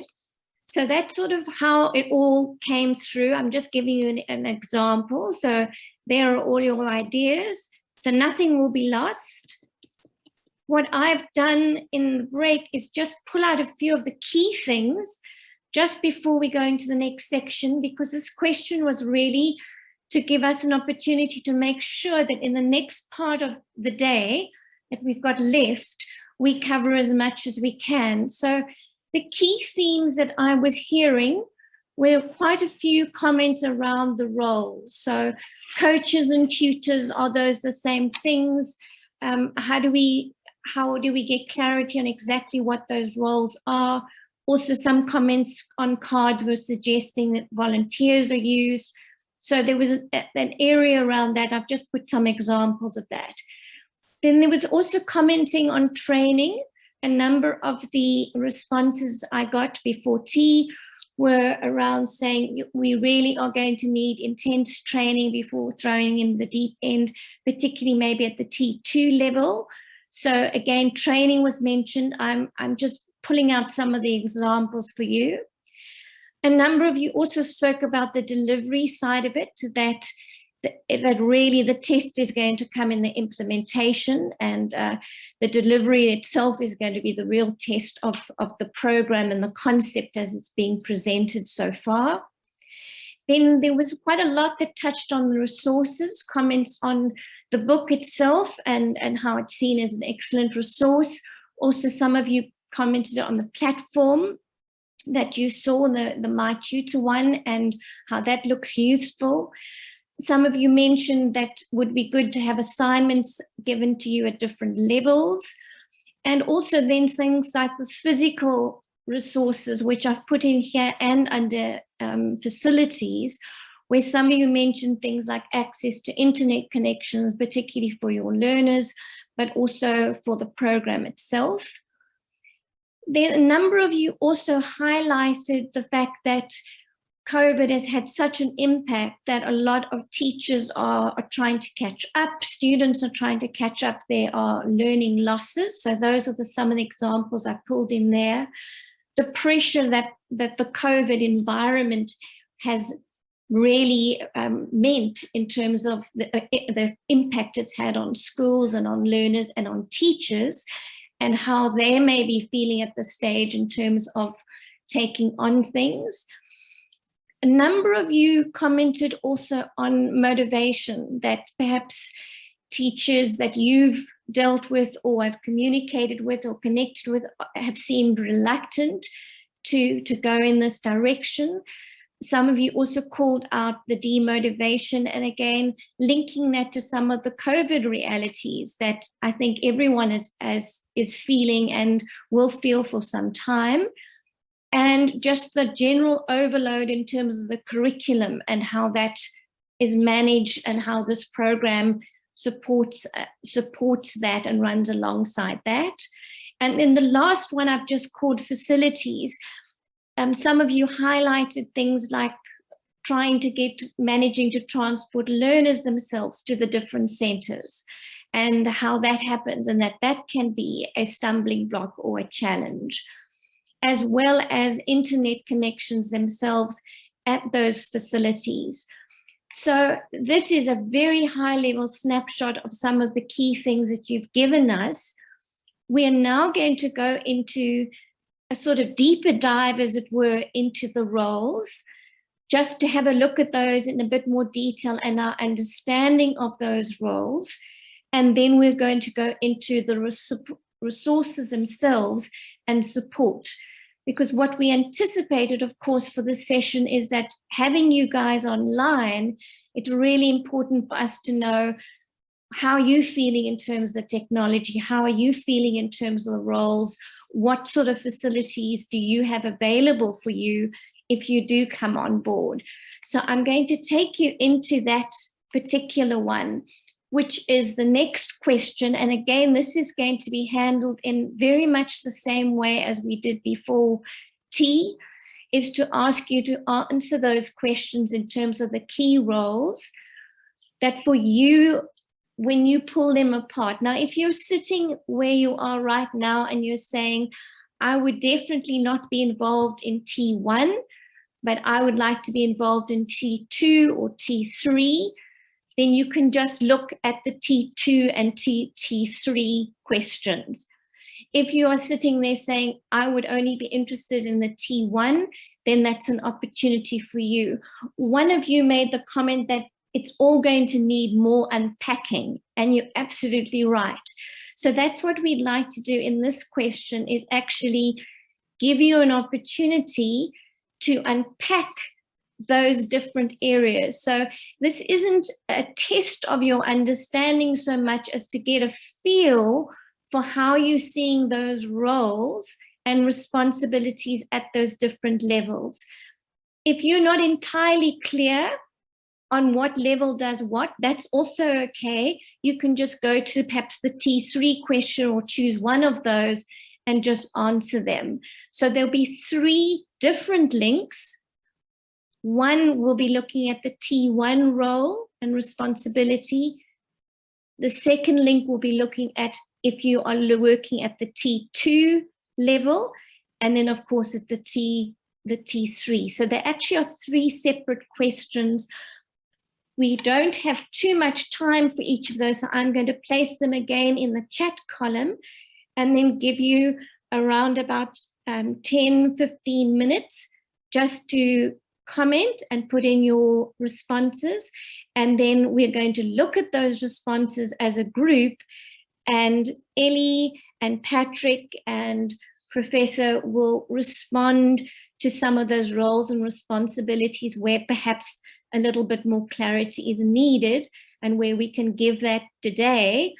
Of course, there will still need to be a lot of work following today, but we're just going to do that as a start. So I'm just going to stop sharing my screen for a moment and paste these within your chat column for a moment.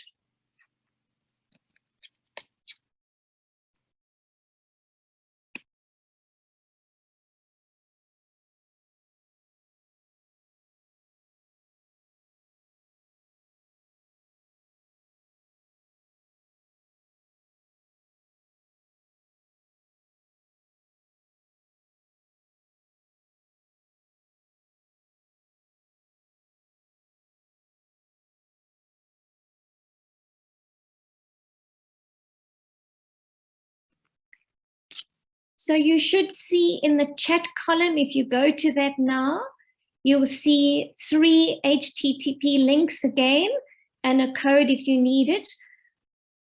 If you are not going to be involved in the T1 or you don't want to comment on the T1, that's fine. And the same for T2 and T3. we're really just wanting to spend a bit of time getting a sense of how you saw those roles. I know you've just had a snapshot, you've had an introduction, but if you just look at those different roles of those different levels, I'm thinking particularly of Ellie's graphic, almost looked like a Mercedes-Benz logo, but with the 3 pieces. If you just think about where you would be involved and unpack for me those questions. So again, I'm going to watch the time, but I'm going to give you around about 10 minutes. Just see how much unpacking you can do around roles and responsibilities as you understand it so far. So it's just anything that you've picked up that for you is very clear around those roles. If there are areas that there's not clarity, you can put those as a question, or you can leave those just so that we as a group then can respond to those.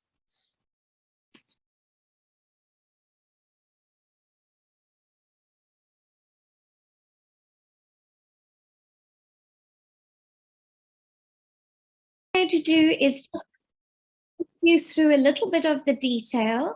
If you don't see your idea pop up yet, don't worry.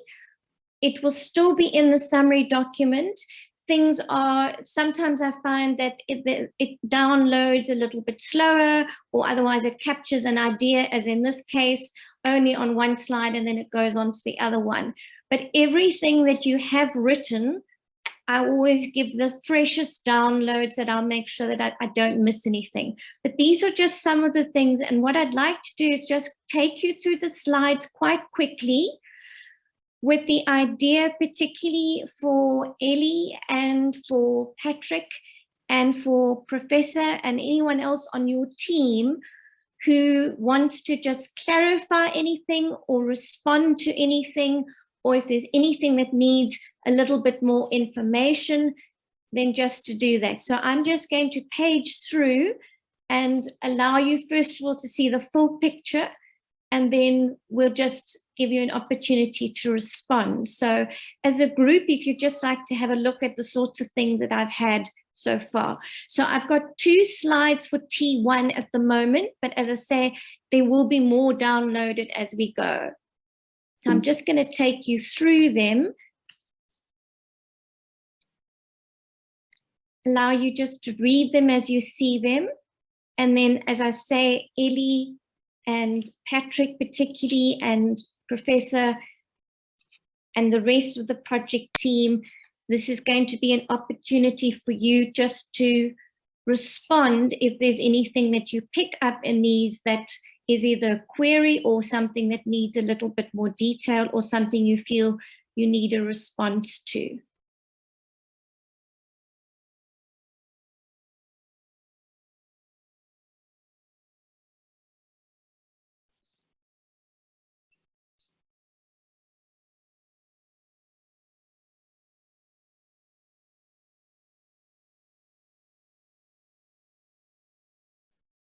So some great ideas coming through. I'm going to go on to the next one. Just let me know if you're not ready.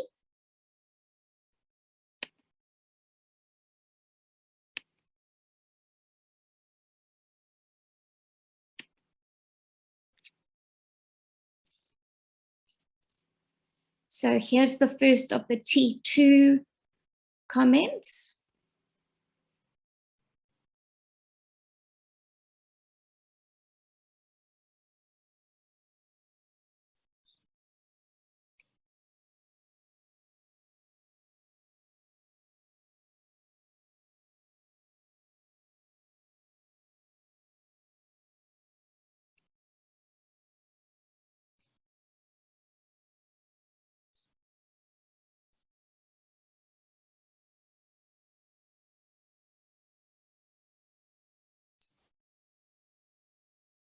And again, just for the team, where you see things like that question around how does one become involved, if you're living away from a certain center, things like that would be things we'd love you to respond to once we've gone through all the slides.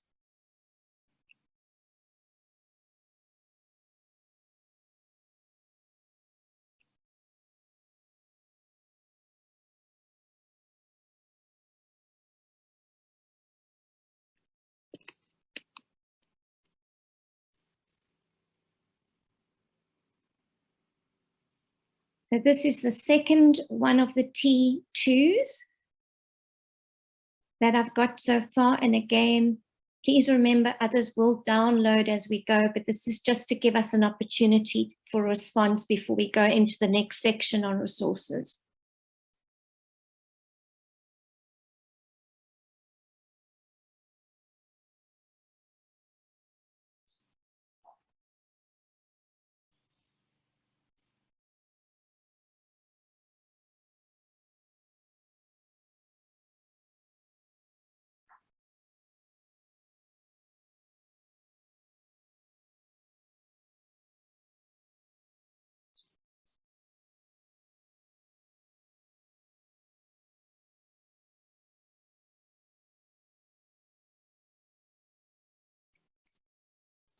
Okay, if you're comfortable, I'm going to go on to the T3 responses I had.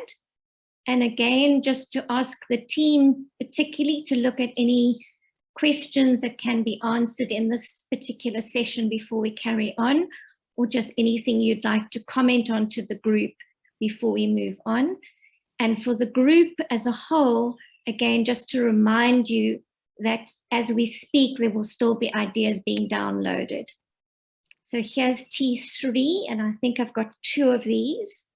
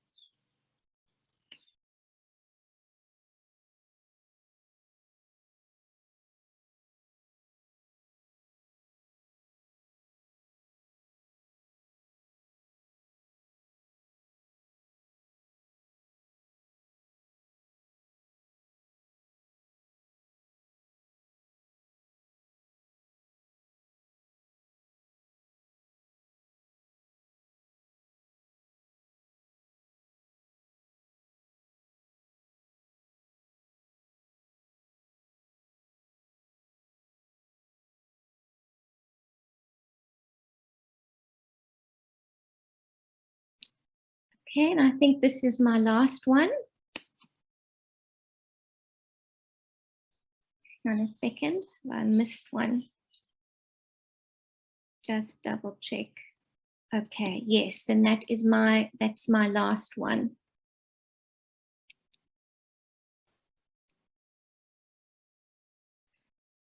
So just over to the group, I'm just going to page back for you quickly. So again, some of them will still be downloaded, and if there are questions in those, they will be tackled by the project team. They may have to be done in an email form. But just to show you, so those were the T1 comments and observations around roles. This was around T2, and you see there's some reference to some of the other levels as well. And then we had another second one on T2 specifically.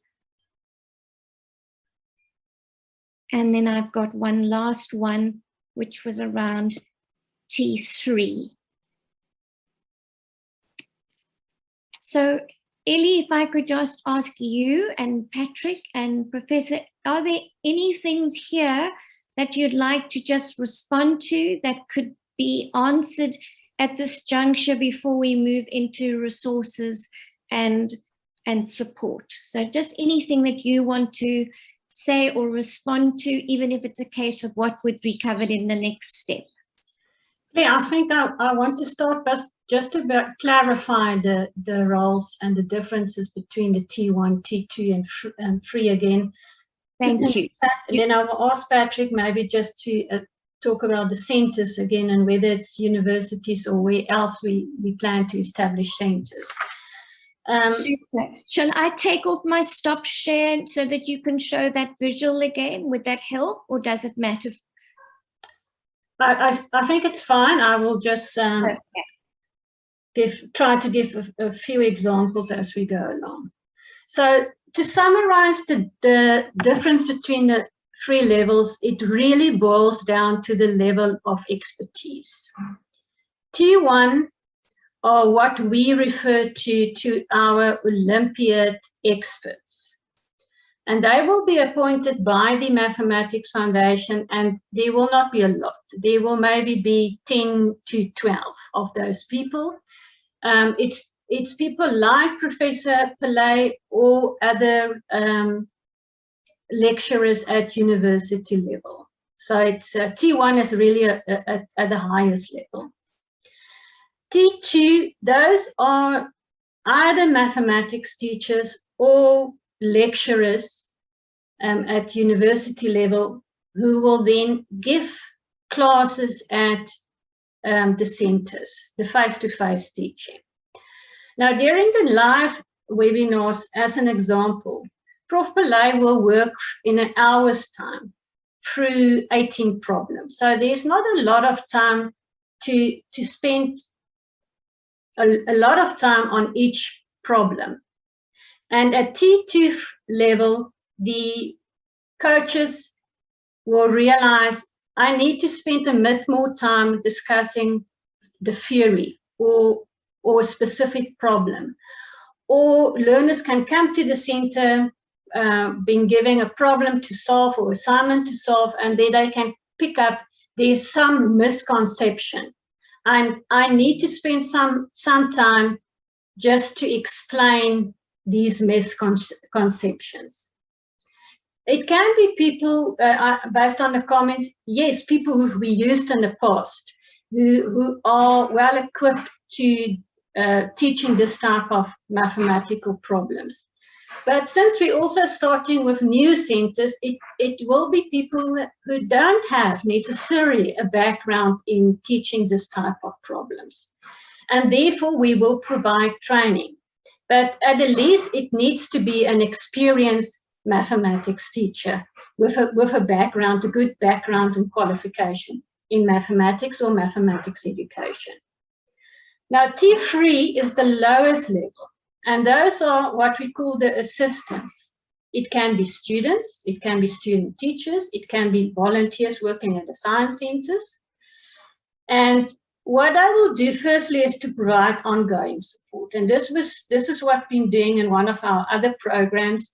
We've created WhatsApp groups. So for example, there's one tutor looking after 10 learners. And they form a WhatsApp group and they provide ongoing support. It can be technical problems. A learner cannot attend the live webinar because of they don't have data. They can't get to the center because they don't have transport. And we expect the tutors then to assist the learners with these type of problems. But it can also be just working in small groups on problems. If learners are given an assignment, say for example on the My Tutor platform, it will be decided today we're going to spend some time working on problems on the My Tutor platform. Then the tutors firstly need to assist the learners to register as a user and to do the problems. If they can't do the problems, they're stuck with something, then the tutors can assist the learners going forward. So it's also assisting with technical type of problems. I hope that explains it a bit more. Then Patrick, will you just talk about where the centers will be? Is it only universities or who else we intend to use?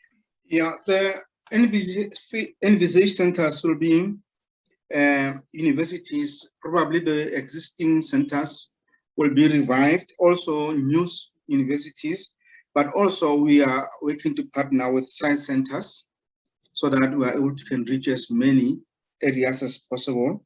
We also in communication with some NPOs, those that have infrastructure that can come into the program.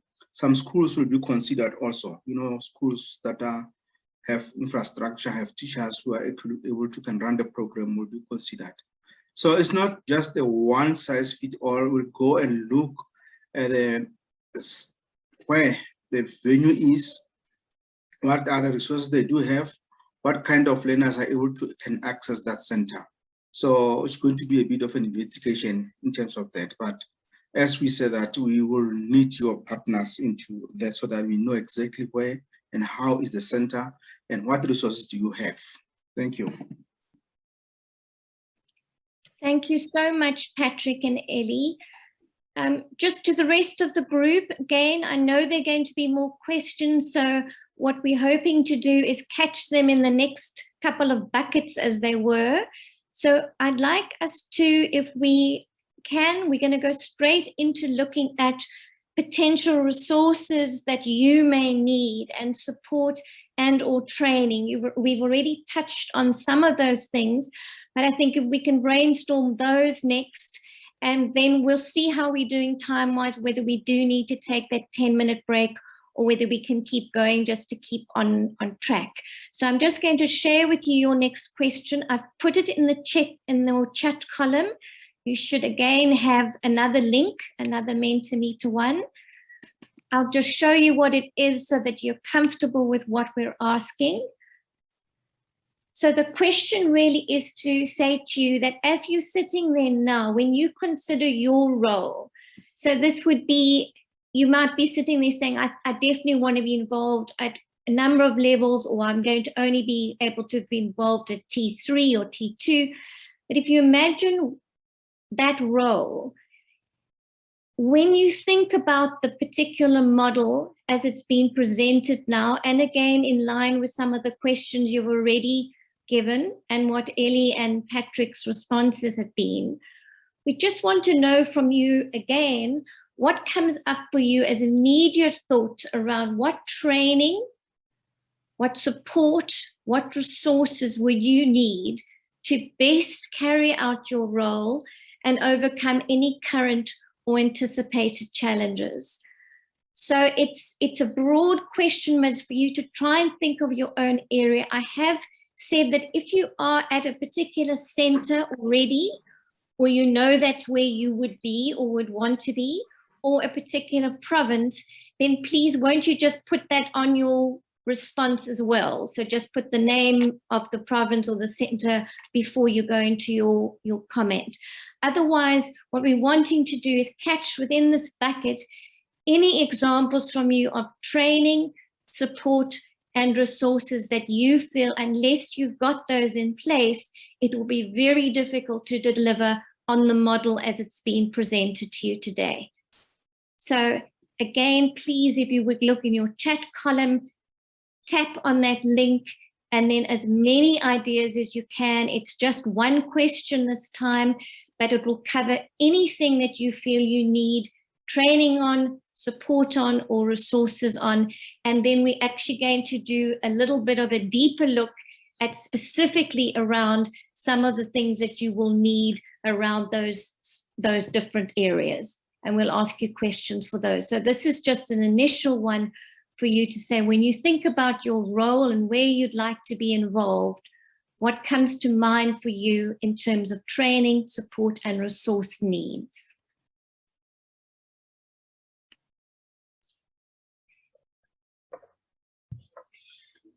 Claire, it's Ali here. I just want to also just to clarify that please don't post your comments in the chat room. You must click on the link that Claire has posted there, and you must on Mentimeter and complete it there. Do not post your comments in the chat room. If you can't activate the link, try to copy and paste and then paste it in your browser. Thanks. Thank you so much, Ellie.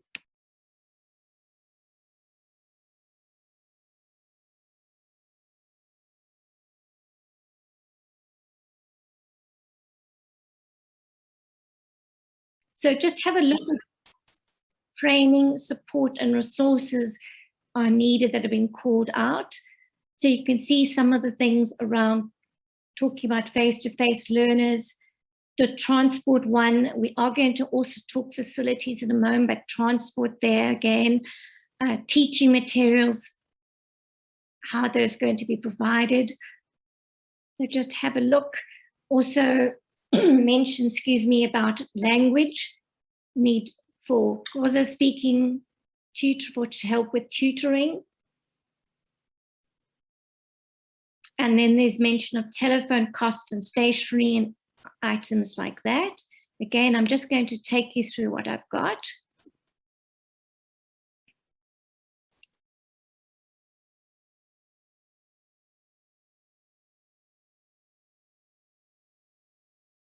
They're a little bit on the support that's needed, and then as well as for the resources.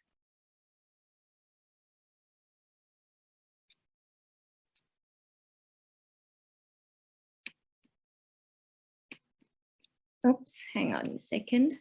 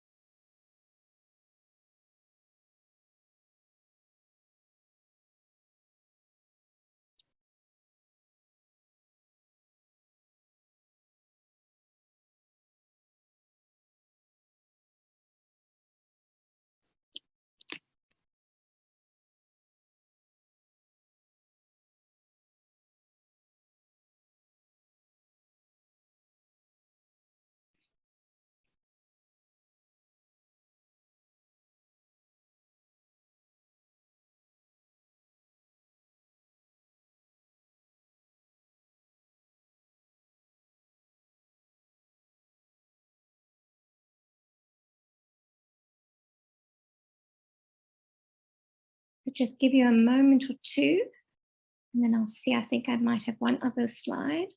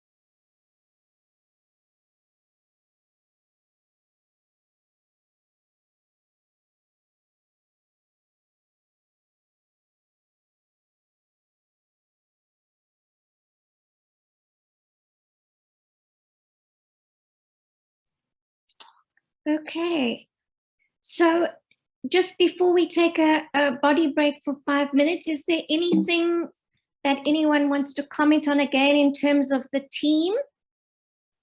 I'm just going to, I think we've seen everything. Claire, there was a comment about the identification of learners. Can I respond to that? Please, if you would. Thanks, Ellie. So the purpose of the Mathematics Olympiad is to identify talent. And then the next step is to develop the talent, and that's what we're going to do through the Siyanqoba program. So the results of the Mathematics Olympiad will be used to identify learners. So we will assist the centers. We're going to tell them, here's a list of learners who've been identified through the Mathematics Olympiad, and we recommend that those learners should be invited for further training. Thanks. Thanks, Ellie. Anything else, Patrick, or anything else from the group who need to comment? Anything that we've missed? I know there's still some comments coming in. Can we give Dr. Govan the opportunity? He has been involved in our training program for many years.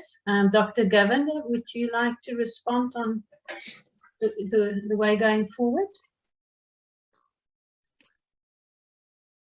Okay, thank you very much, Ellie. Now, just as you can see, on the chat, I didn't mention that. Look, I was able to put some input on the Mentimeter. I think now, we got a group here of about 40 some odd people. What is nice to hear, colleagues' experiences about the program, what they've had so far, because I think it's very important to know what has happened in order to plan, for the future. I think I put some of my input, regarding, on the Mentimeter, our experience, and for me, it was a very, very eye-opener in terms of getting a wide range of learners involved in the program, from all different schools, learners who are at a high level, learners at a middle level, and learners slightly below. And they would come into the program saying that, sir, we don't know what's going on. But I said, give yourself a chance, be part of the program, and tell me at the end of the first 6 sessions, just before the first round, what have you learned, etc. And I think you could see the change in the number of the students. And for me, that was the eye opener. The whole idea is that they've had exposure to mathematics, which they may not have, or types of mathematics, which they may not have had previously. And I think I've even had learners who were not really involved in Mathematics Olympiad requested to be part of the session because they want to have a different way of looking at mathematics. So, it is important to find out. And as we plan and as we move to more next year, I think, it's important for us to make sure that we know what this program is about, how it is going to increase numbers of learners from various backgrounds to make it more diverse. I'll give you an example. I've had sessions preparing for the South African Mathematics Team Competition this weekend. I've had 6 sessions, 3 junior and 3 seniors. And unfortunately, as a result of COVID, etc., learners are all from advantaged schools. And that's how it is at the moment. It's nice to work with them. They're very top learners. They contribute. But I felt in my own way, I would love to have been more representative. And that's what Siyanqoba has given us, at the center that I was coordinating from 2017 to 2020, that was able to, as a result of the program, train learners, make sure that they're part of the program. And if David would recall, in 2019, we had 3 senior teams and 3 junior teams. And if you look at it and you look at the pictures, it represented the true South Africa. So I'm just saying that, the experiences that I've had, and I would love to hear experiences elsewhere in the country, because this is what it's all about. And I'm sure and I'm hopeful that going forward, this program would be successful in doing exactly what we wanted to achieve. Thank you. Thanks so much for coming in there. And I am hearing you in terms of, we've got a very tight program today of really, it was just a start. And when we looked at what we wanted to achieve today, it was just to get some inputs, but this is sort of touching the tip of the iceberg, as it were. There is realization. It'll be lovely to hear from absolutely everyone on their experiences and to share those. And I think that you're absolutely right. That would be wonderful.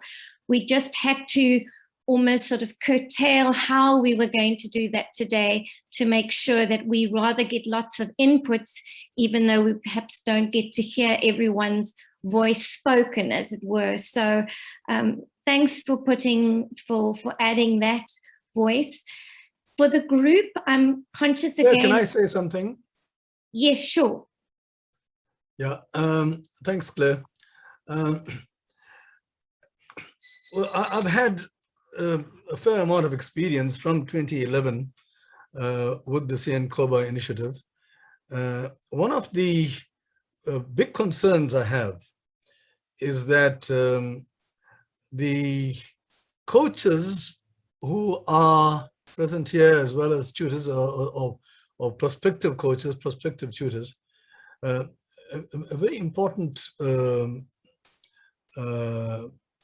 duty of all coaches and all tutors is to expand their existing knowledge as far as possible. It's very important for them to learn as much as possible about problem solving.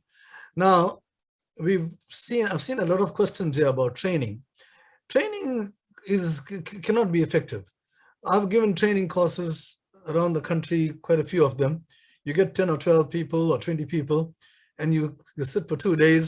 And at the end of that, they haven't learned much. So what is important is self-learning. So this is extremely important. That is why this book can be very, very useful. It's got so many problems, so many lessons at so many different levels, so that anybody who wants to start becoming a coach or a tutor can start looking at the problems even at a low level, try to get familiarity with them, get strong. Suppose you take a topic like whatever. I'll go back to areas. You take a topic and say, well, let's try the low level questions, level 3, and can I do it? And then having done it and having looked at the answer, you say, okay, now I'm confident to go on to a higher level. And you improve yourself like that until you go up to a fairly high level, and then you know that you have mastered that area. But a lot of it depends on self-learning. So this is what I want to say, that the book is very useful in that, but there must be an enthusiasm, there must be initiative, there must be zeal amongst the people here to say, I'm going to train a lot of people to do mathematics problem solving, and to do that, I must strengthen myself, not be reliant too much on the echelons above. That is my input, Claire. Thank you so much for that. Okay, I'm just keeping an eye on the time. I think if I could, group, is there anyone, if you feel like you need a body break, or if you can just take it while I get the question, I've just put it in chats. I think if we can, and if you're comfortable, we'll carry on up until 1. We're almost there. So if you do need to take a body break, just keep your screen on so that you can hear what's happening. There are really sort of 3 inputs that we want to dig a little bit deeper in around the project team, just getting a sense of what those centers are looking like. So you'll notice I've put another link for you. The next couple of links aren't going to be so much where you're going to have to type out a question, you're going to be selecting things. So it won't take you very long, but I'd like us, if we could do that, please. And then as you'll see on our agenda, it's to give an opportunity for the project team particularly, and those who are going to be managing this going forward, to talk and respond to those things and to explain exactly where today's piece fits in the puzzle. Because today is just part of starting to gather some information on some critical areas. We recognize there's a way to go. So that's the thinking behind now. So I'm going to place you can have a look at that particular link. And again, you'll find it talks to, I'll open my shared screen in a second. It starts talking to integrating technology, and particularly we're looking at you as an individual. So the question is around your level of comfort. So when you consider the integration of technologies, you've heard them talked about, and how they would be part of this program and how they would need to be part of the center in the classroom that you're actually working in, I'd like you please to rate your level of comfort in delivering within the model as it's been presented to you. So you've seen the reimagined model. Now again, it's just to look at your level of comfort. So you'll see we'll go from 0 up to 5, I think it was. It was either from 1 to 5 or 1 to 7, where you can actually place that rating where you feel you are in terms of level of comfort. It's completely anonymous. We don't know who's saying what. We want to get a sense of the group as the 45 of you are sitting there, where you are when it comes to integrating technology. So the questions you'll see were specific around how comfortable you feel.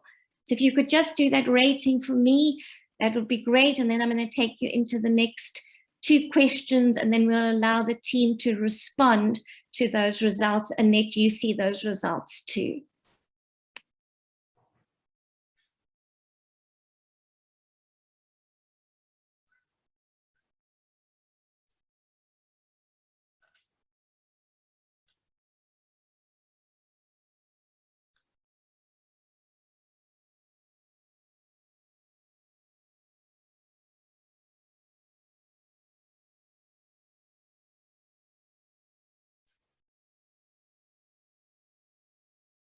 Claire, we're still waiting for that link.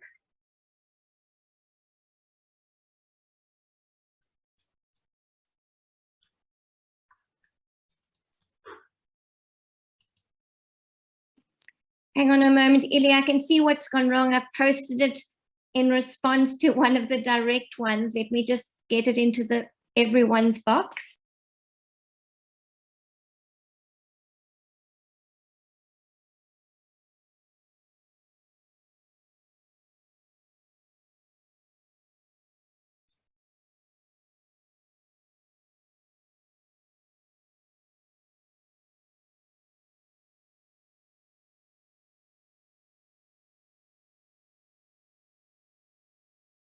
It should be showing up now. Sorry, we just had gone from everyone into one person. So I was sending it to Dr. Govender. No one else was getting it. Can everyone can see that one now?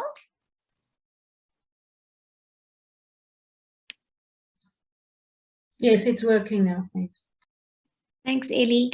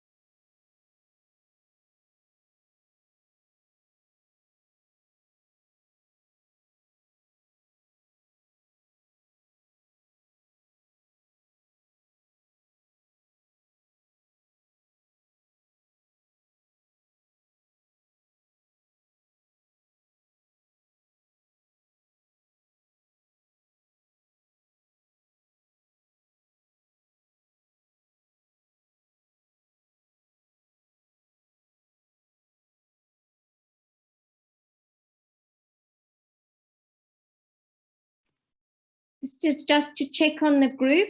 Just remember that you make sure that you're sliding your scale across and you're putting it in so that we're able to get an idea of where you are at the moment comfort-wise. I have put the next two ones there, so if you've finished and you want to go on to the other ratings, you're welcome to do that. We'll wait till we've got that first result and then I'll share that with you.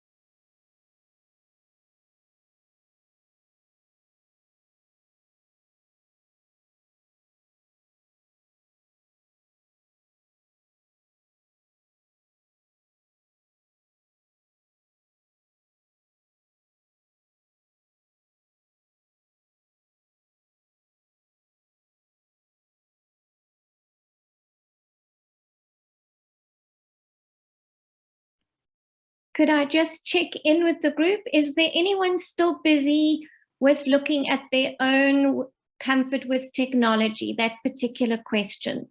Anyone need more time there? Or are we all done on that particular question? Claire, I just want to check you posted the same link twice. Is that a mistake or is there just two questions so far? There should be coming up for 3 questions soon, but I think let's take it one at a time. Thanks, Kirsten. The first one should say integrating technology. So I think for now, that one, and I'll have a look and see the facilities one should be different.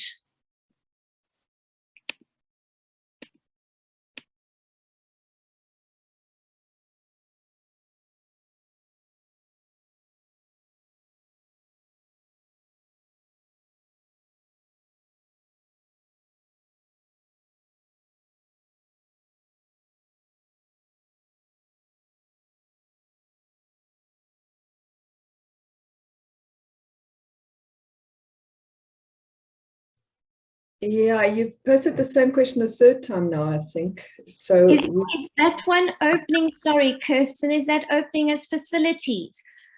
I have one saying best describe you and your learners' physical and virtual environments. That's the one you've posted a few times. And then I have one that says choose the statement that best describe your current reality. So consider the learners who normally attend class. Yes. So there should be 3 in total at the moment. Yeah, I don't have a good one. Okay, let me have a look, Kirsten.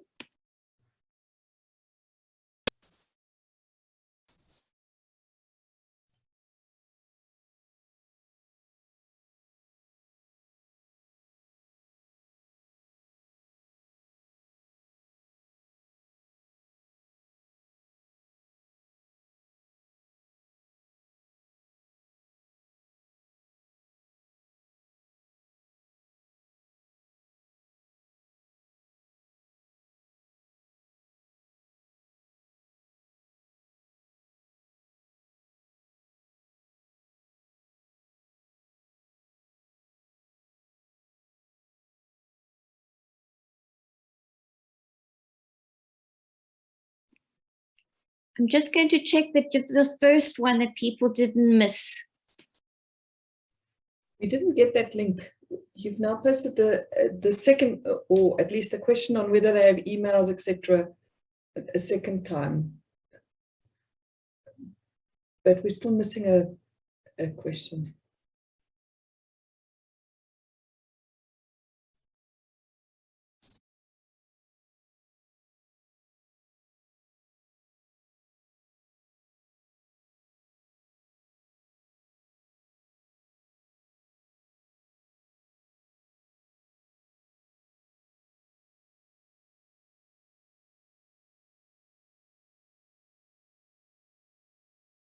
I'm just going to take it step by step to check which one we're missing.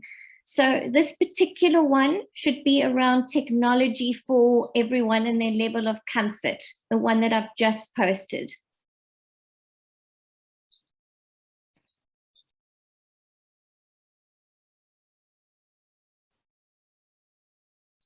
Yes, that's the one that we were missing. So thanks. Now we've got all of it. Apologies. So that was actually supposed to be the first one, which I think I posted to one person and then we missed it. Thanks so much, Kirsten. Okay. So that one that's just been put through now, that's the first one and that's the most important one for now. If you've got time to go on to the other ones, that's great. I'll show you the results to this one in a moment.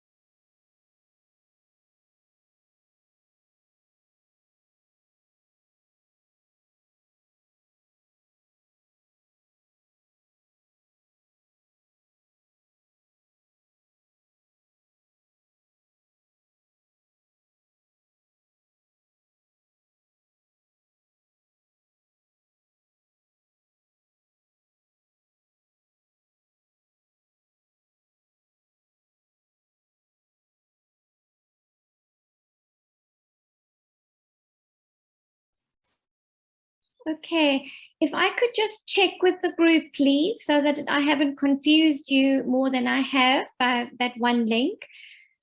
If you have answered the question on your own level of comfort with technology, that's really important. So please, if you haven't got that link, will you let me know? Has everyone got the link that says, how comfortable are you in terms of, and it gives you a whole lot of different technologies. And then there should be a link following that one, which was to do with the facilities, which I think everyone has answered. I have downloaded that one. So I'm just going to place all three again in a moment. So just make absolutely sure we've covered everything.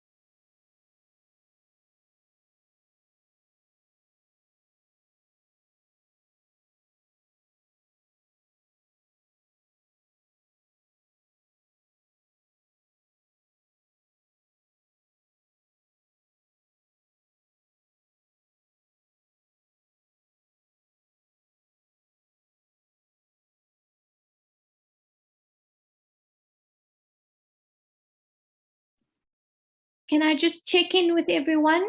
So you should have an integrating technology one for you around comfort, facilities and environment one, and then a learner's resources one. And again, I'm going to just look at another 6 minutes. And then we'll have a look at the results and we can have some discussion around those.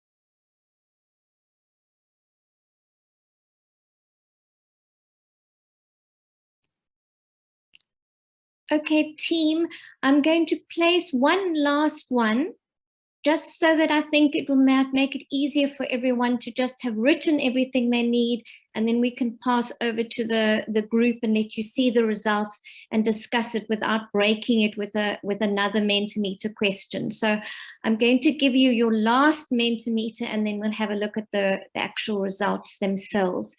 This particular one is going to look at the provinces. So you will only comment on the province that is applicable to you. Just give me a moment.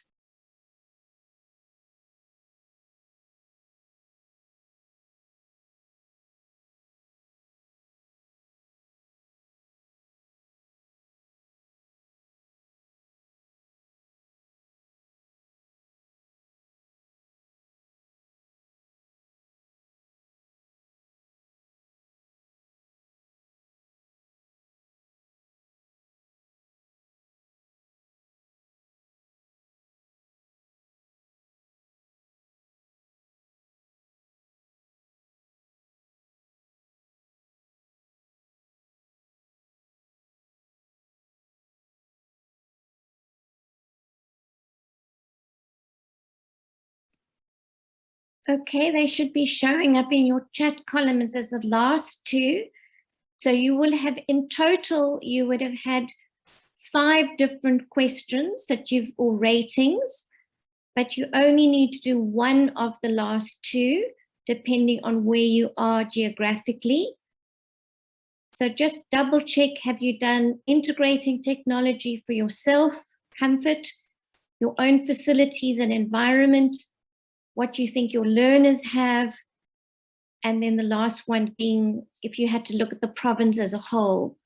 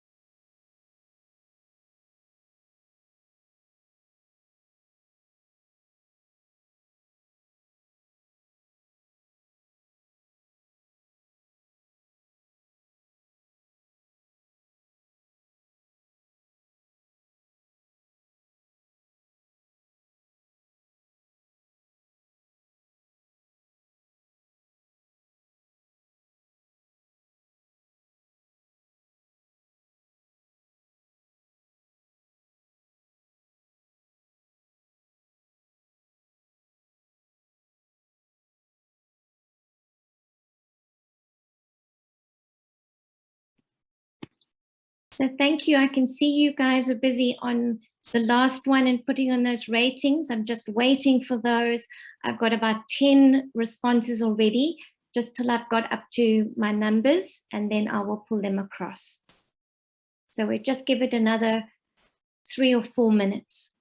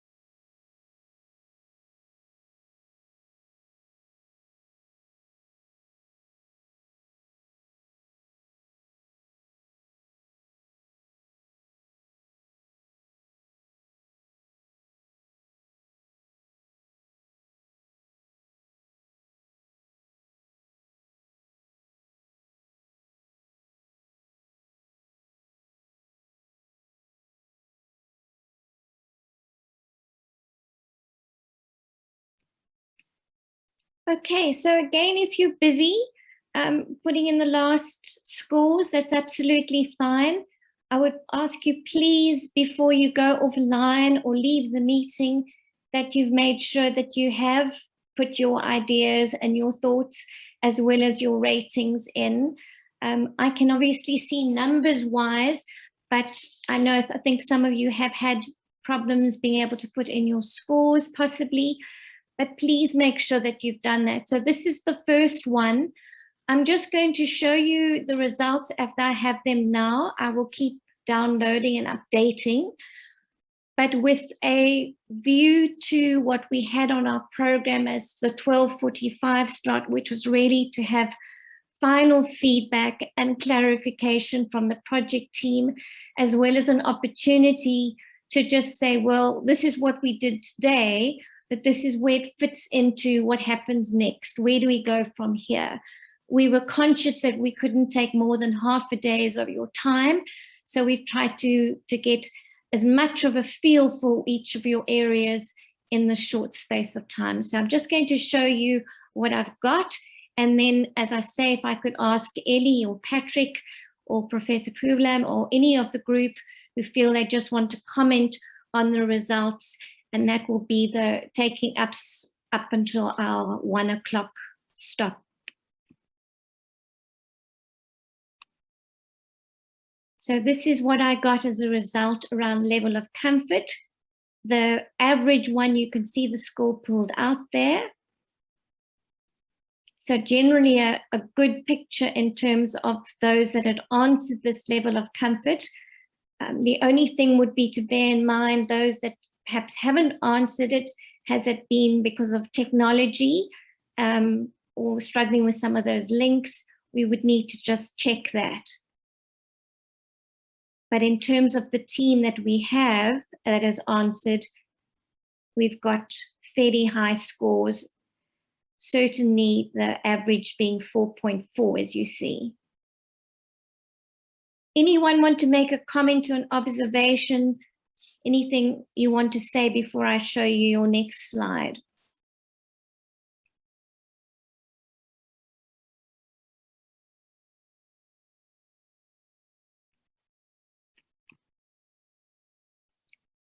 Okay, so then it was looking at facilities and the environment. And here the team wanted to just get a sense of how things are for you at the moment.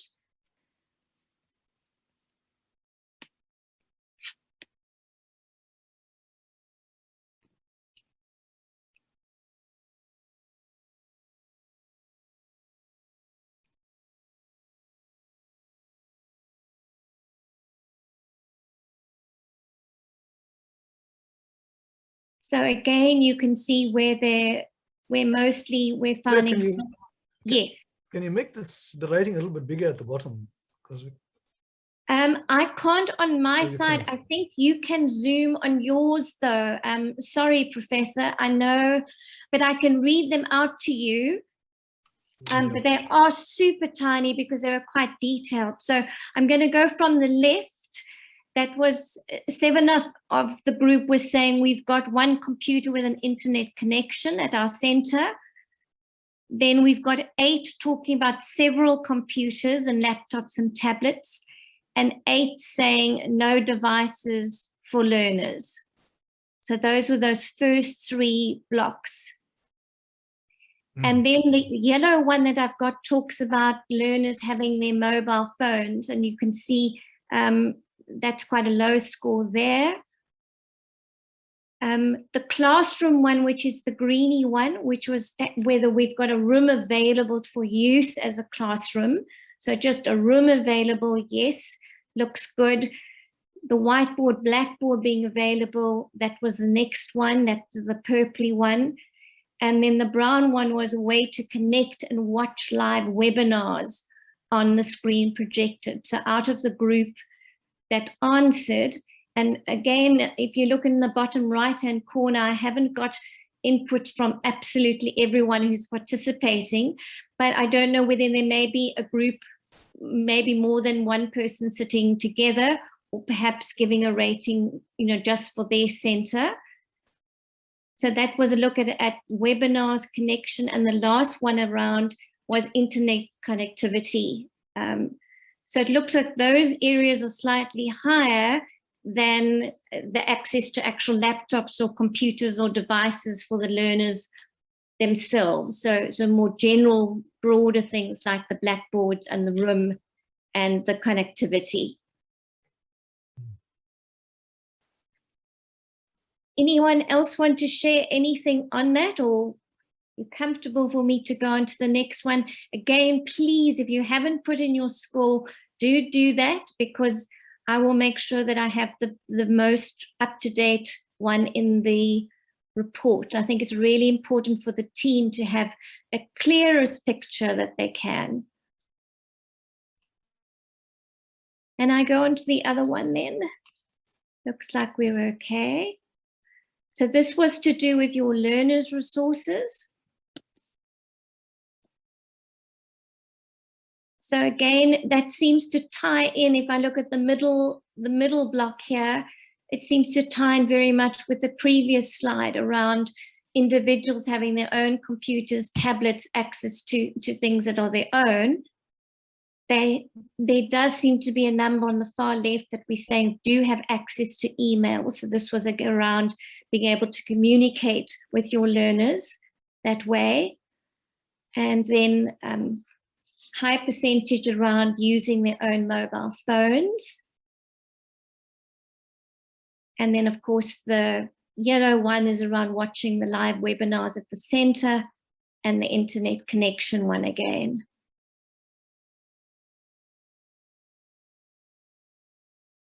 So it gives you a sense of where the scores are higher.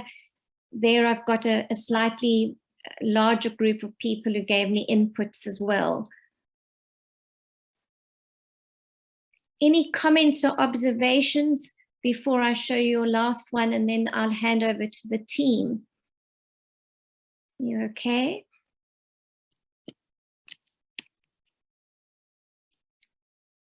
So the overall rating I just added to give us a snapshot for the project team to just get a sense of where we are.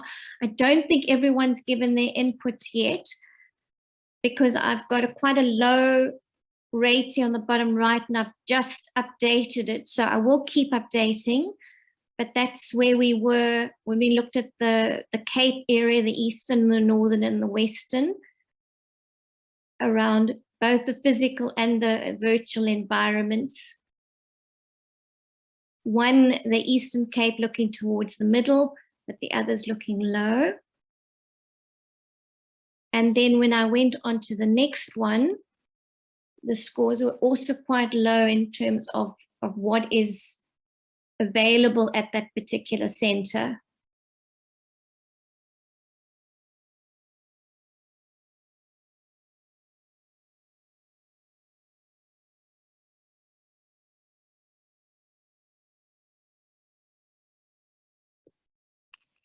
So that was the last slide in terms of the input. Could I just have a view from, is anyone still putting things in? Because if I look at, I've got 42 participants, and on some of those, I've only got about 6 or 7 inputs. So you might find it hasn't downloaded, but please, if you could just make sure that you have put in your scores for me so that I can download them again before we put them into the document.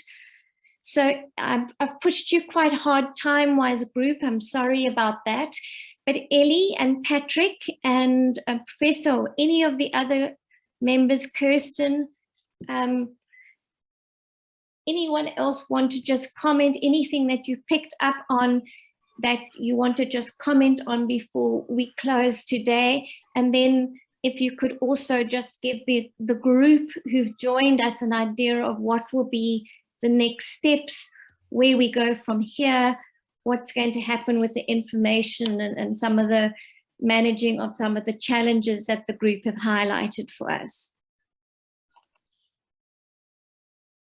Okay, I'm going to ask Patrick to respond, and then I will just want to put our contact details on the screen again, if you can stop sharing so that people can make contact with us if they want to. Thanks, Ellie. Thanks, Ellie. And I just want to take this moment to thank everyone who attended today and assisted us to collect as much information as possible. From here, there's going to be, Claire's going to compile a report regarding this. And it will be very important that we have contact details of all the people that have been here, the centers that we have contacted before. And if there are other people who attended today and are still interested in having a center, I think that would be very good for us so that we can have communication, see what is possible. Because ideally, when we started, we thought of 27 centers, but before we could come to this meeting, we were just about, we didn't reach 27, but we were just around that number. So we still have an open communication in terms of where centers can be and who will be involved in those centers. There's still going to be a lot of communication regarding that. So please, also, if you feel that you have questions, you need something to be clarified, you want to talk about something else that was not covered here, you are free to can talk to me, you can talk to Ellie, you can give us a chat on our emails, then we'll be able to respond to you. And I know that there are some of people who were invited who did not attend today, and we'll also be in contact with those people.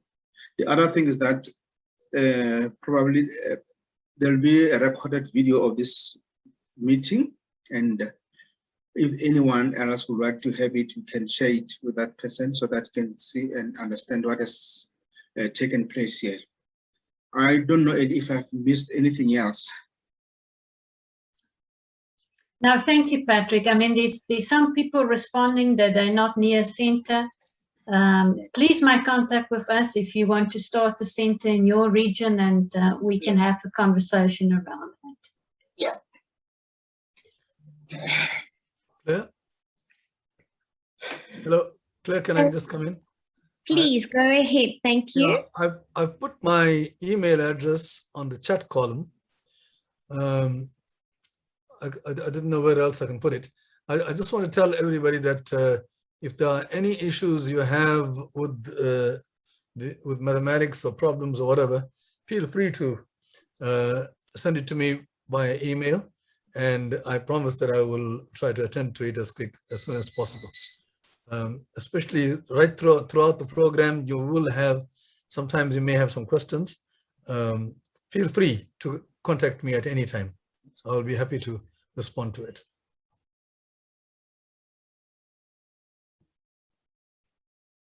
Thank you so much for that. Just one last thing, Ellie, in the chat column that I picked up, I've got about a minute, was just around the scores for the different provinces, that because you could only put one score in other words, I was wanting you to look at your center, your region, and give a rating for that. I'm just wondering, did people find that they put a rating in for the first one and then they weren't able to put another rating in? Can I just have some feedback on that? Because if so, I'll put that rating up again and just ask you please to score the national centers again for me, just so that we make sure we haven't got a low picture if actually it's just that people didn't only do their area. I think it only allowed you, in the way I'd set it up, to look at your particular center and rate that, not to rate anything other than your center. I don't know, Ellie, any of you can just give me some feedback on that, so just to make sure.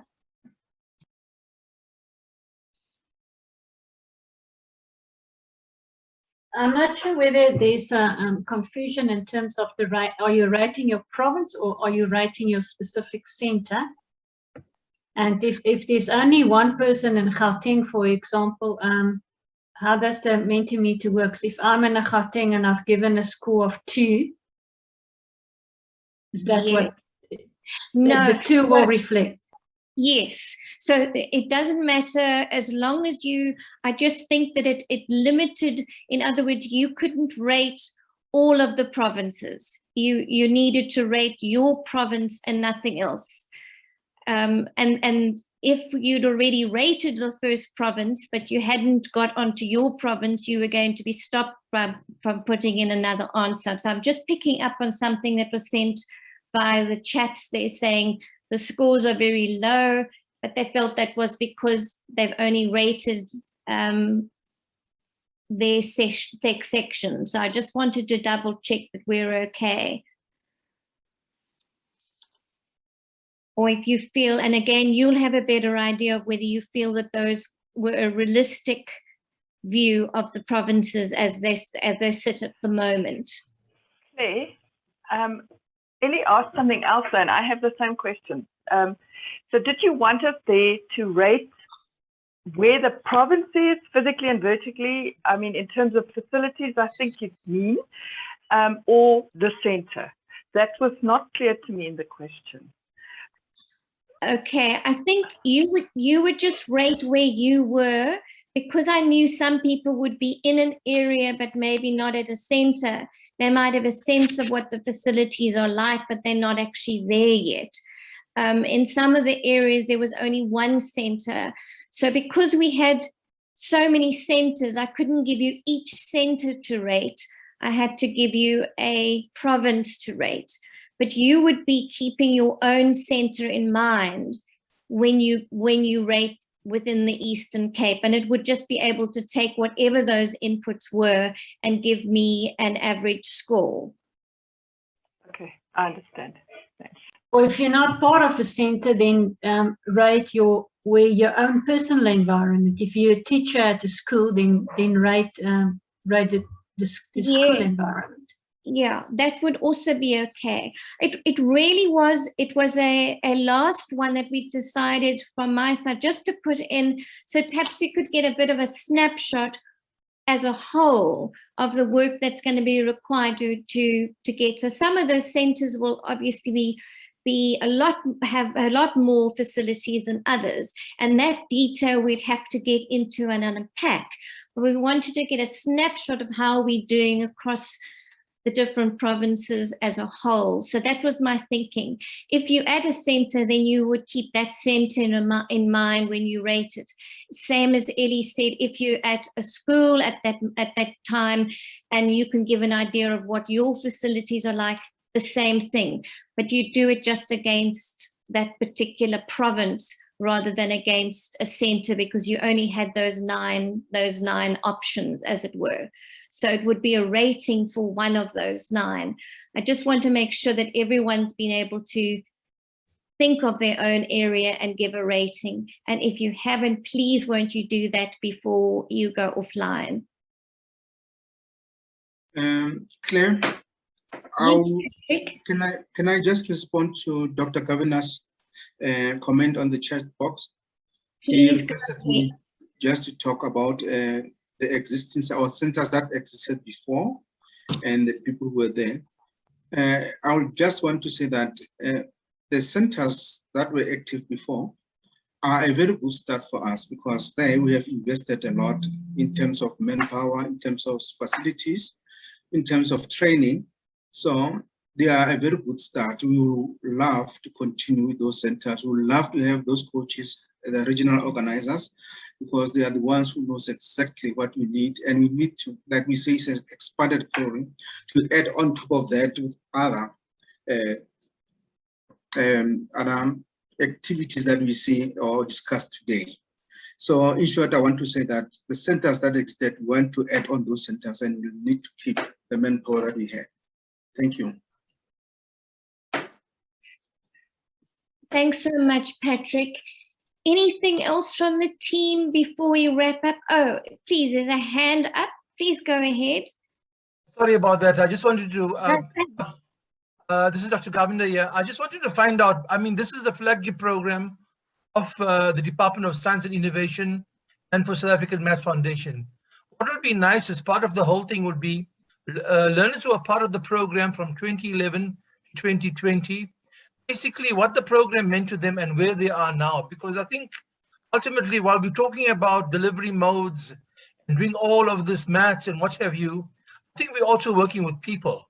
And it's nice to see, you know, we had X number of people who were part of the program over the years.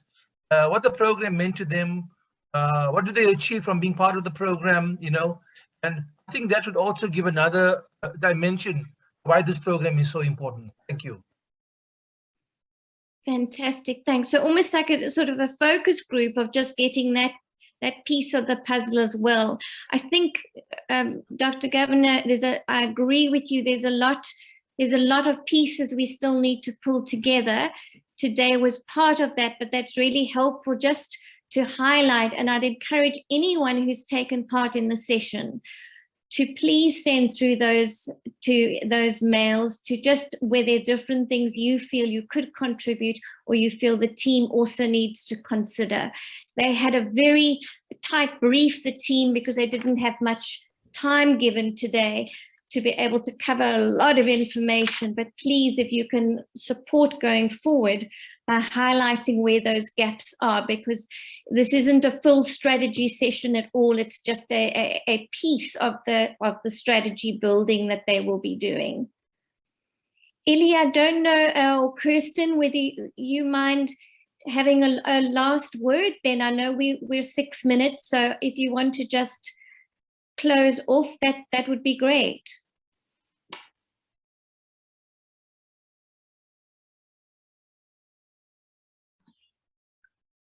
Kirsten, do you want to go? Oh, okay. Sorry, I was just stepping outside for a second and I've come back. So I'm sorry, I dropped you in. No problem. Okay. I'm here. So thanks for your time. Thanks, Claire, for coordinating this. And thank you to all of you for your inputs. And I know it's been a tiring session. We will be in touch. And probably personally, if we need more information from you and otherwise, you know, to the group as a whole. Thanks again for your time. If there's anybody that has questions, you've got our contact details, please contact us. We'd like to hear from you. Thank you. Thank you so much, everyone, for staying the course. It was amazing to see that we had 45 people and you stuck with us right to the end. So thank you so much. It's been a great help to the team. Ellie, last word from you? Just also from my side, thank you for everyone who attended. The people who are already doing the program have done it for the past since 2011, but also the new stakeholders who are showing an interest to join us in this great initiative. Thank you. Thank you, everyone. Thanks for your participation. Take care. Okay, bye-bye. Bye. Bye. Bye. Yeah, I should tell you what I was going to do. Yeah, I tell you, that's 9 hours.